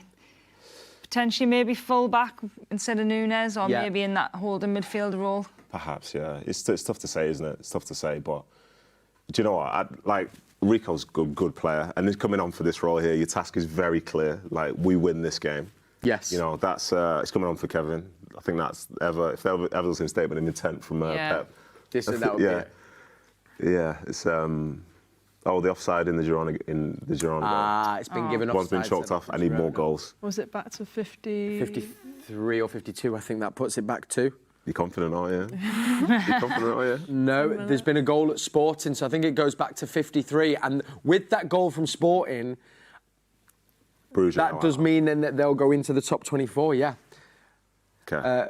At the expense of Zagreb. Brugge still going through, though. It's Zagreb that will drop out of the qualification places. They are winning 2-1 against Milan, but with that goal from Sporting to make it 1-1, sadly that knocks them out. Man City very much now in the driving seats. It's 3-1 against Bruges, doing what we needed to do to make sure we get into the next round of the Champions League. Lovely ball just played into Rico Lewis, who just ran in behind. This is key now. You've just got to manage to say the next 5 minutes, really take this thing out of the game. Have you been a little bit surprised that Núñez has been playing more at right back over Rico Lewis, given that the start of the season that Rico had? Just not necessarily. I think it's just different profile of player. Because I think, for as good as Rico was at the start of the season, I don't think his performances continued in that manner for a certain time. And Guardiola, I never doubt him. You know, there was a point a few years ago where people were saying, he overthinks, he does this, he does that. And the next thing, John Stones, who's playing centre midfield in the Champions League final, is one of the best players on the pitch. So, you know, he sees traits in players which maybe we don't see and understand ourselves. And for Núñez, he's made a couple of errors and stuff, but I think he's getting better in the position. Yeah. And as a consequence, when we think about, say, City and the way that they play, what does he need the player to do, as opposed to what do you think the player's going to do in that position? Yeah. And that's the bit that's key. As well, we've kind of changed the way that we play a little bit in terms of Rico would come into midfield and do that overload, whereas with Núñez, he's been giving us the width and Phil's been coming in off the left, which was evident on Saturday. So I feel as though it's not on Rico Lewis. I do think his performances weren't as consistent than they had been at the beginning of the season, but I think profile, athletic ability, I think Núñez really has suited that role in terms of what he's been asked to do. Yes. 100%. Just by the way, I don't know if you saw that, Dortmund have gone 3-1, but that is an absolutely filthy goal. The back heel and the flick over the goalie. The dink over the keeper. Stop that. I want to see like me on a now. Tuesday night, though. Do we... I'm still waiting for my call up on a... Listen, be careful what you wish for. No, I just want to show that I'm an all right player team. Right, everyone, I'm going to say, he's joining. He's joining. Watch this here, Steph. We were just watching the Dortmund. I know we're watching this, but it's a lovely back heel flick. And then sit down. Do you know the one of the worst things about that? The last manager got sacked a week ago. He's probably watching, screaming at his TV. That always happens, though, doesn't it? Oh, they're actually unbelievable players. Who would have thought? Do we? Oh, Atalanta, I think might have scored an equaliser. We're just waiting to hear. I think they have. That's made it 2-2. So that does now mean that because Barcelona are drawing, Liverpool go back to top of the table. Liverpool there, of course, still getting beat though, 3-2. And Stuttgart have scored as well. PSV and Stuttgart have scored. Awful lot of goals there. A lot. Oh, Savinho's in. Savinho's in on the left-hand side. Cut it back. He's just... misread it. He preempted him going there. That's something you pick up over time, isn't it? You know what I mean? Understanding where Haaland's... what he wants his run to be. Yeah. I think with Kevin, maybe Haaland, gets in at the back post. With Savinho, maybe from that side, he cuts in short. But still, it's a great run from Savinho. I think the right back, I thought he was really good first half. He's in hell this second half, I'll be honest. It feels like that substitution is the thing that changed the game. Yeah, with 1,000,000% in terms of just being direct, a bit more pace, intensity, and ultimately that little bit of quality that you need in that final third against a team like Brugge that have defended really well this game. I feel as though, even though it's 3-1, it probably doesn't feel like a 3-1 game to them. No. But I feel that Savinho's found his place now on that left-hand side. Yeah. Well, to be fair, when they first signed him, they said he preferred to be on the left, and it just felt weird. Felt like I was in a time machine to hear a left winger that just that's left-footed that wants to be on the left. But then you see how he likes to do it. You know, some of the chopping inside, slowing people down, getting to the byline, putting balls into the box, and yeah, he's perfect for the width on that side. Yeah, it really, really is. Oh, more goals. Benfica again. Do we want to... Benfica have just gone 2-0 up now, entering against you. Do you know what? I think I'm going to be too low on this goals tally, and I think you're going to win it. I'm just questioning whether I actually put 60-something. Shall I check? Shall we have a look? Yeah, go on. It's like lottery, though. Well, I'm already. I can't remember what I put. I think you did it. Did I actually? Because the way you said it to me felt like you said it with confidence. Like, yeah, another goal. Real Madrid. I'm going to be so low here. Okay. How shall I do it? Mbappe. Kili. Oh, Bellingham was that. Okay. All right, I'm just going to pull it out. This is the first one. Okay. Nedum. When we're close up. Went for 61. Could I have a single on Kel Spellman, please? Thank you very much. Went for 61. Feel like I'm doing the Champions League draw. And ball number 7. Next up we have Naomi. 55. You've ripped that one It's off. already gone. Yeah. Put that in the bin. Hang on. To be fair, mine will be cooked in 2 minutes. Kel. Yeah. I went for 60. I've got the over. Oh. More goals! We're on more goals. We're on 60 now. No more goals. We're on 60 now? Yeah. You mean 61? Why has there been another goal? This one, no. So, hang on. Is it closest to? Can we get closest a to, tally now, Steph please? went for... Boring. Boring. Okay. Let's sort your life out. You wouldn't be saying that if you were nowhere near this number. Sorry. Shout out to our cameraman over here, Jamie, who went for 25 goals. Well done. 25, yeah. 25. Well done. Well done, Jamie. Brilliant. The Champions League, 25 goals, 18. Wow, I mean, that's a huge result for Lille there. Is that 6-1 now against Feyenoord? Wow. Yeah, that's... Can we get a goal tally, please? I'm going to be too low, but, you know, I was rooting for goals. We're on 60. No more goals, please. Are you sure we're on 60? Are we sure we're not 61? No, we're on 60, Nedum. And I think one of the... Listen, I think I'm one away from what I deserve. I believe we... Why do you deserve it? Because I knew what was going to happen. Because you've talked about I was going to go for game. 64. Just to put a little behind the scenes in there, my young rookie here, Naomi, I came to her and I said, listen, there's going to be at least 54, at least. And what did you go for? 55. So negative. So negative. Got to go higher. That's more than what you said. Even Bayern Munich have scored the goal. Is that negative? Bayern Munich have just scored again. I said Bayern Munich are playing against Slovan Bratislava. Kane's giving it. See? They're playing against Slovan Come on, Bratislava. City, another goal. Oh. It's 61. It's over. That's it. Nedum's... As far as this table goes. Oh, it is still 60. You know what? I said 64 as well, and you went out. No, that was with 60 with the Bayern Munich goal. Oh, right, okay, cool. Do you know what would be nice? Okay. Haaland heading back I post think, last come on, minute. We've just had terms and conditions. When it hits 90 minutes in a City game, game over. You thought this would be brilliant. Well, I think everyone just steadies the ship if there are no... Oh, Bayern have scored. Is there a goal in that one? Wait, well, no, that was to make it. Sorry. I was going to say. Stop looking for the extra Like goal, you mate. keep talking about the goals. There's something like that. Is there a world where no goals are scored in 18 games in the next 5 minutes? Is this a thing? I don't know. This is going to be... Not in this competition. I've got to say, to go back to City game, this has been brilliant what they've done so far. Yeah. The way they've had possession for the last 8 minutes. When you think about what it's like to be the opposition team playing in a game where you're thinking we need to get back into it, but they just don't have the ball. Yeah, yeah. Like it's almost like spirit killing. Yeah. I think Do you that's think Brugge know the through? possibly. Do you think Brugge know the through? Possibly. Yeah, it could be a... But could there not be like a couple of goals away from not being through though? It's a risk that, I don't know, I'd take. Yeah. Yeah.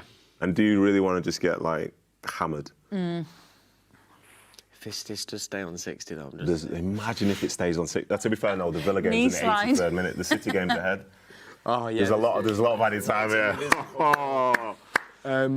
Whoever scores the next goal, I've always been a big fan of them. Unless it's Liverpool or Arsenal. If there was, at the moment, and I know there's no easy games, I'm just going to throw it at all of you. I'll begin with you, Naomi, though. It's Bayern Munich or Real Madrid. Out the two, if you were going to have one, who would it be? I mean, Real Madrid are prolific in the Champions League. Yeah, agreed. So I don't know whether you want to play them early and get them out of the way, or whether you want to play Bayern. I mean, they've been a tough team in Europe as well. I think both if you're taking either of them is definitely a tough game. Yeah. Do you know what I think as well? So Real Madrid with Mbappe and all that stuff, like Real Madrid in the Champions League almost feels like destiny. You know what I mean? But what's different this year is for Bayern Munich, the final is in their stadium. So the pressure that they're under to be able to get through this tour, like the Champions League, it's probably bigger for them as well as it may be this year than it's for Real Madrid. Bigger for Vincent Kompany being there in his first season, trying to be the manager to overcome Leverkusen in the league after not winning the title for the first time in, say, over a decade. Like, this Champions League will be a priority. Yes, yeah. So, obviously, whoever you play against, it's going to be really, really tough. But then again, playing against Man City, so... Yeah, we can there's the other side to that as well. Just going off Nedum's point there as well about us keeping position for the possession. 10 minutes. Sorry, for the last 10 minutes. know Steph, you just won. going off what we've seen throughout the season, this has got to be another building block that we can build on now as well. That we've managed the game and seen it through.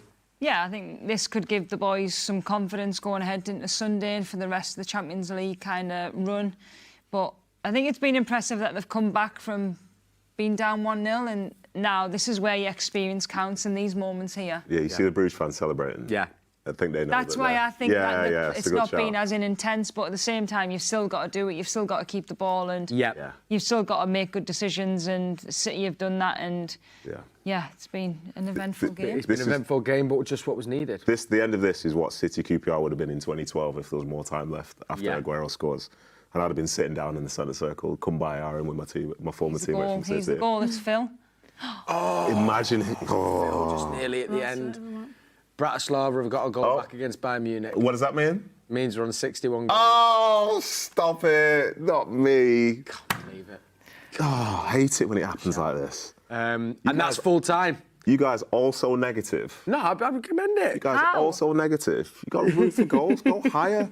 Go higher.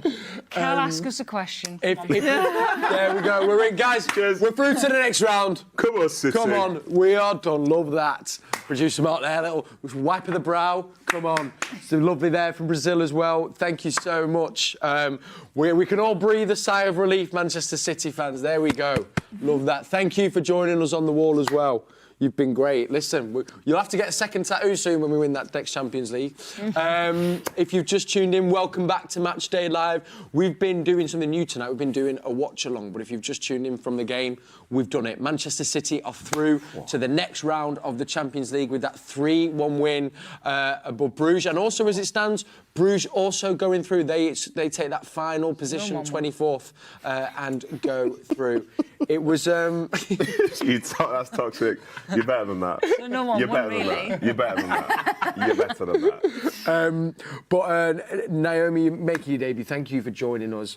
Great game, and City doing exactly what needed to be done tonight. They did well, didn't they?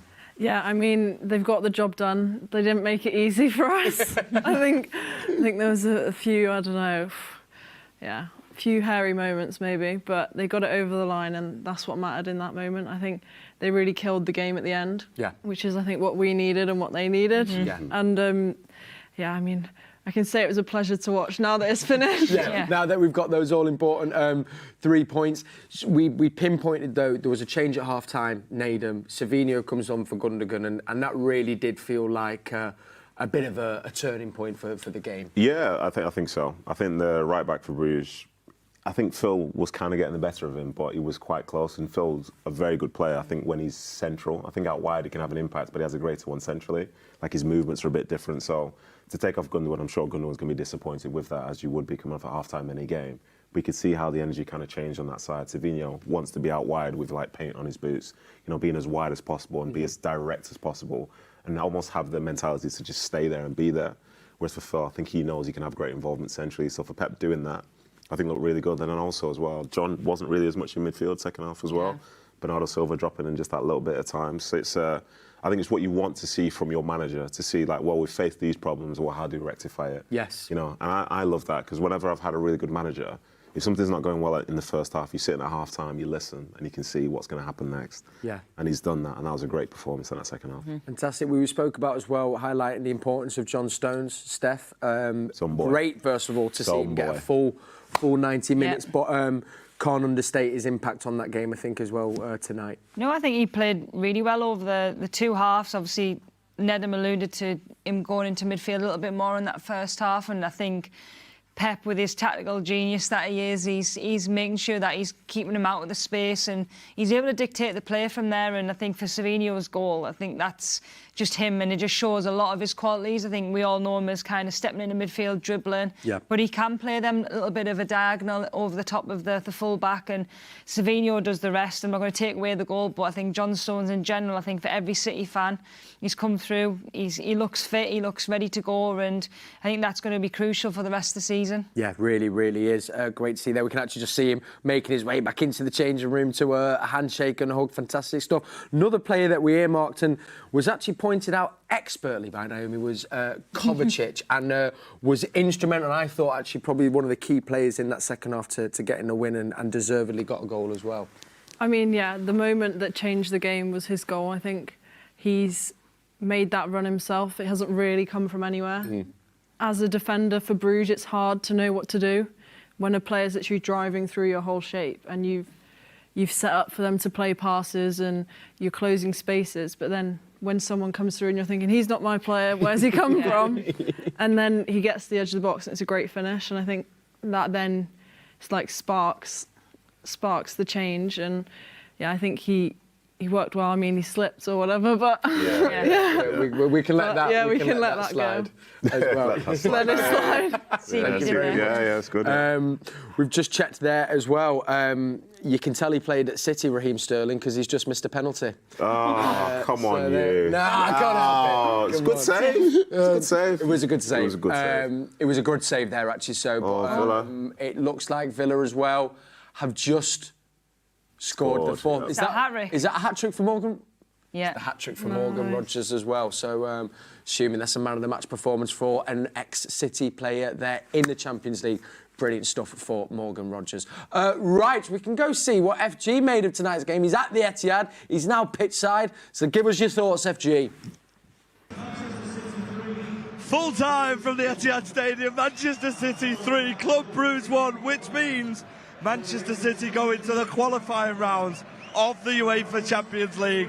An evening that started 1-0 down at half-time, but what a second half here at the Etihad. Do you want me to lie? I was a little bit concerned at half-time, but I knew that they were going to open. I knew they were going to be more adventurous, but the delight on all of the fans, the players. He made that change in his Savinho. Ilkay Gundogan did all right. It wasn't down to him, but it was just brave, wasn't it? Nunes up on the right, Foden going into the middle, and from there on there was some good little play, and then obviously the first goal went in.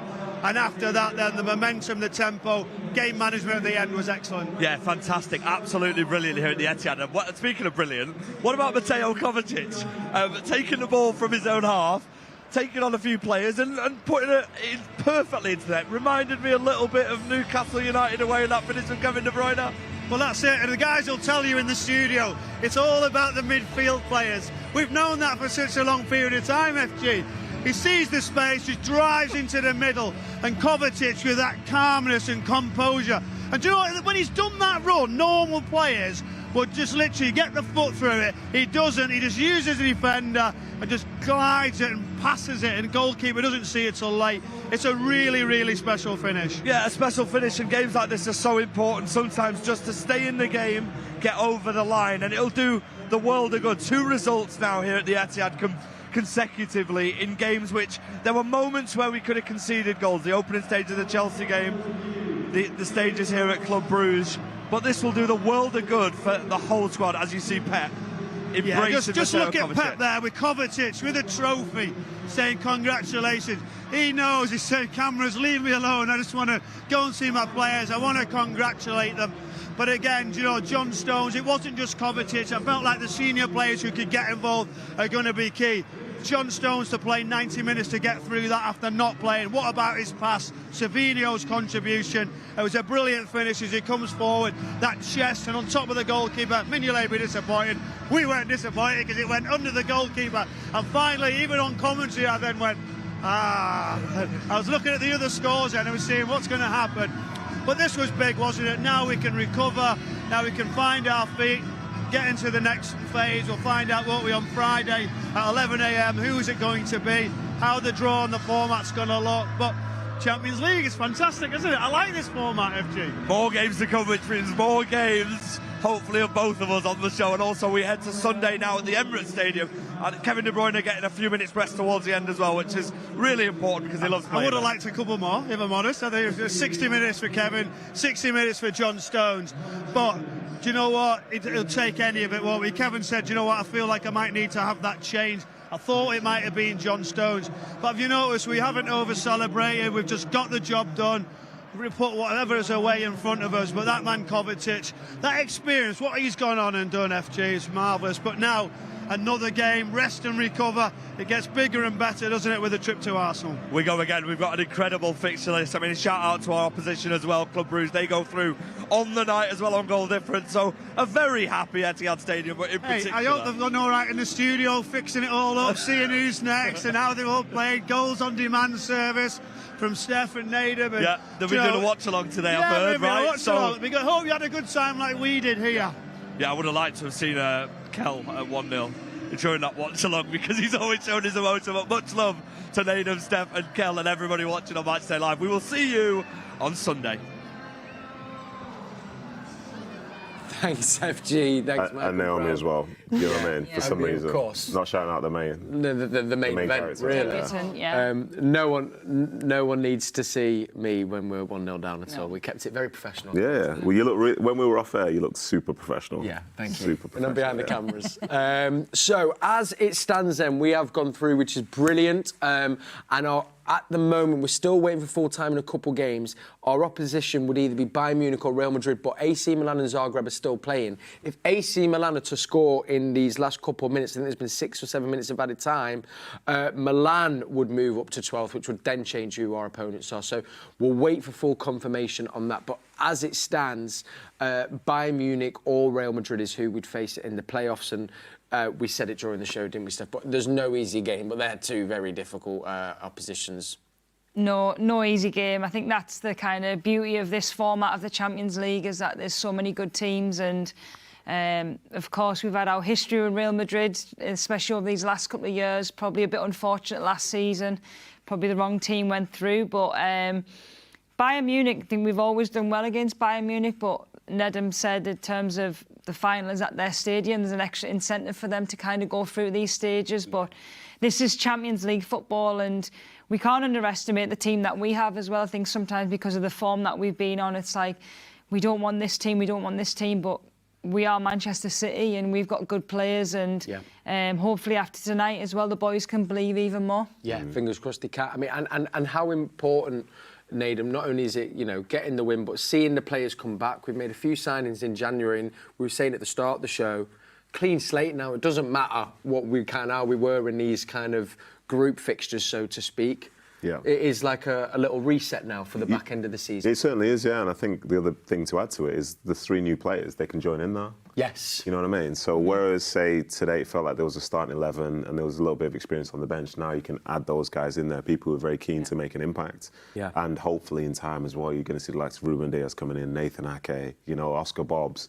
Like, that is a City squad that we're very familiar with. That's the type of City squad that we know can go and play against anyone and do well in so many different ways. Yeah. So, yeah, it's going to be, it's good to be in the draw. And I think everyone needs to brace themselves for a very confusing draw as well, because, UEFA like to do things as complicated as possible. But it's good, you didn't want to see City go out at this stage, even though they'd had their issues. And for them to be in there, people are going to be tuning in because they are still a massive draw. Yeah, absolutely.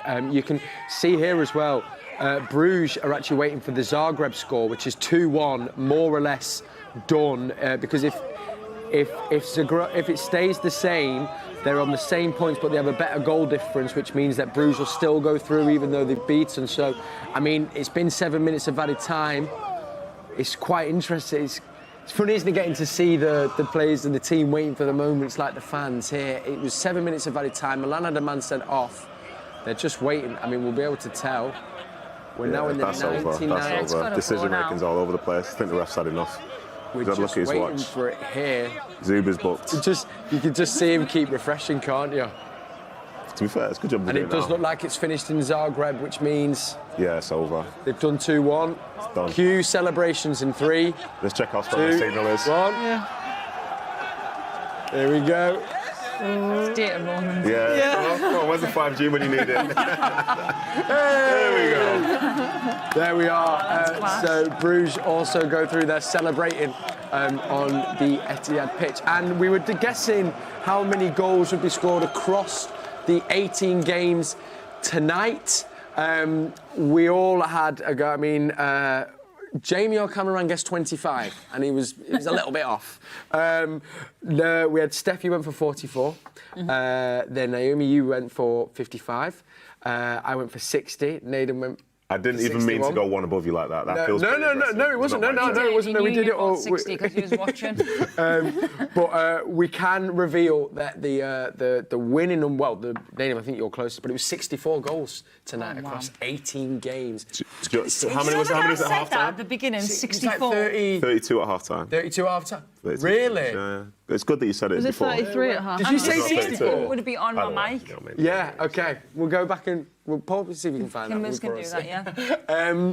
So there we have it. That is the Champions League night done and dusted. Now we look ahead to the weekend, and it's a huge double-header for Manchester City because both our men and our women's are taking on Arsenal. We've got them at the Emirates, and you are taking them on at home. 2-2 earlier on in the season, Naomi. How are we feeling about the game this weekend? I think we're excited for it. The first time we played them was the opening game in the WSL. Yeah. And I think a lot has happened between then and now. I think Arsenal have been in good form, and I think we're picking up a little bit of form now.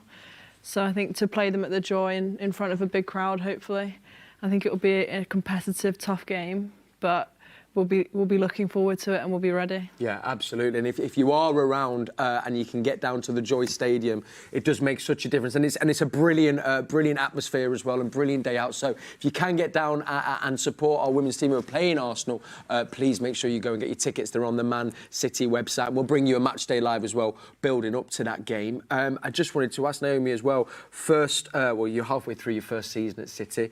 How have you found it so far? Obviously, we mentioned as well the player of the match performance against none other than Barcelona in the Champions League. Are you enjoying yourself and settling in there? Yeah, I really enjoy it. The group of girls is lovely. I mean, Manchester's maybe a little bit different to where I've lived before, but I'm enjoying it and I'm settling in. And then, yeah, I think we've had a few different spells and maybe it's been difficult at times.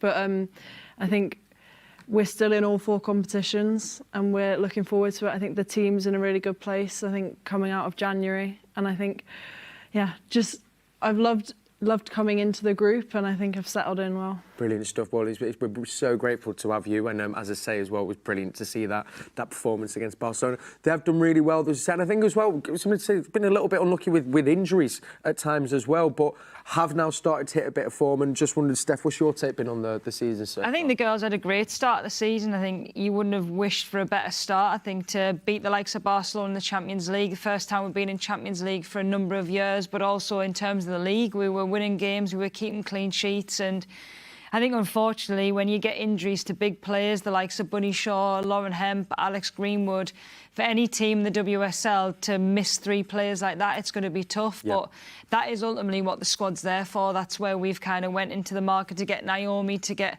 Viv Miedemar. They're more than ready to go and compete at this level. And I think this league is competitive. Chelsea have played really well this season. They've got a new manager. They've kind of had a little spike in form, but ultimately, there's so much more to play for. The girls are in the quarterfinals of the Champions League, so it'll be interesting to see who we get in the next couple of weeks. But it's a massive game against Arsenal. I think always Man City, Arsenal, especially at home, for the years that I was there, but also for Naomi coming in.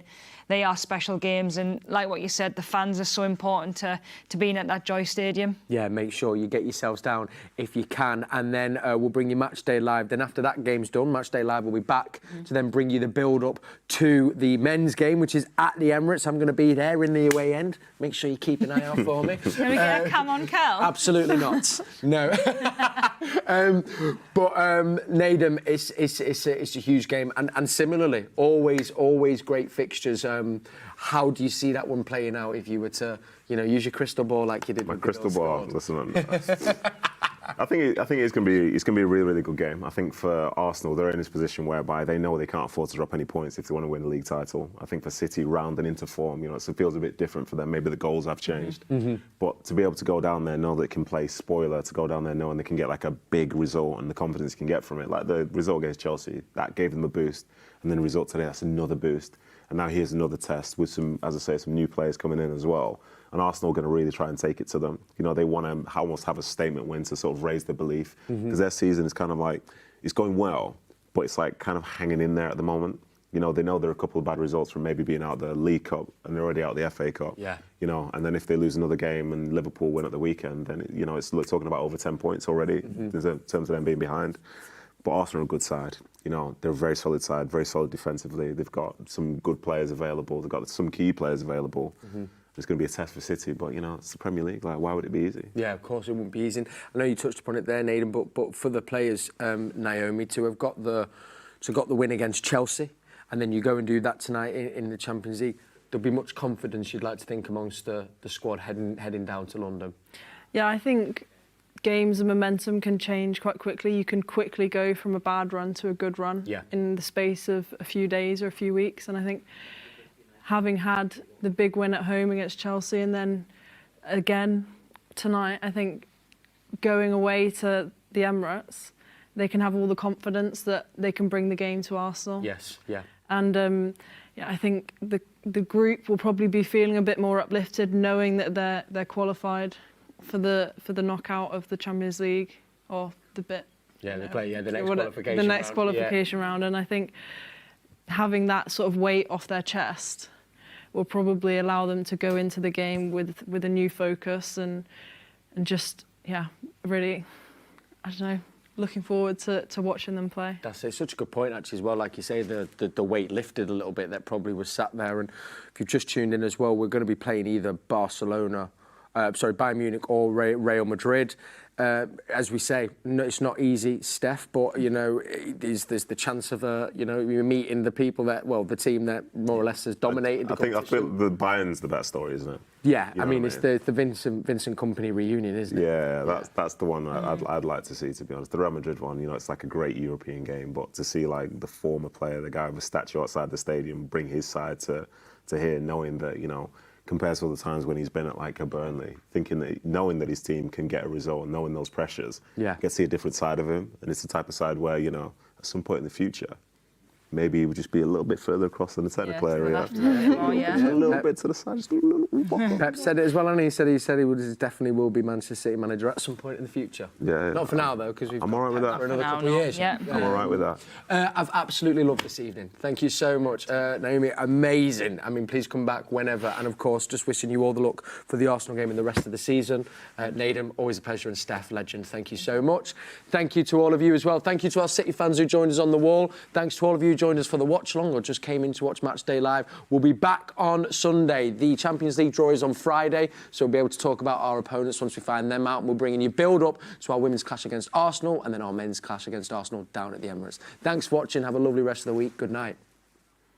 And welcome to the Matchday Live studio. Slightly different setup for the watch-along, but joining me, I've got Steph, I've got Nedum, and Naomi making your Matchday Live debut. Good evening. Woo!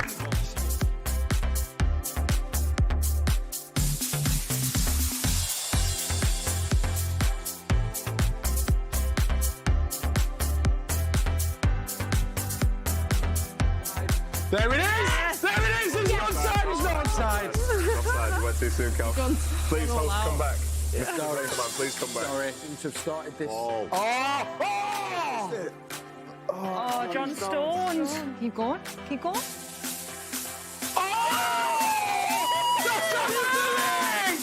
Yes! What did I say about him driving?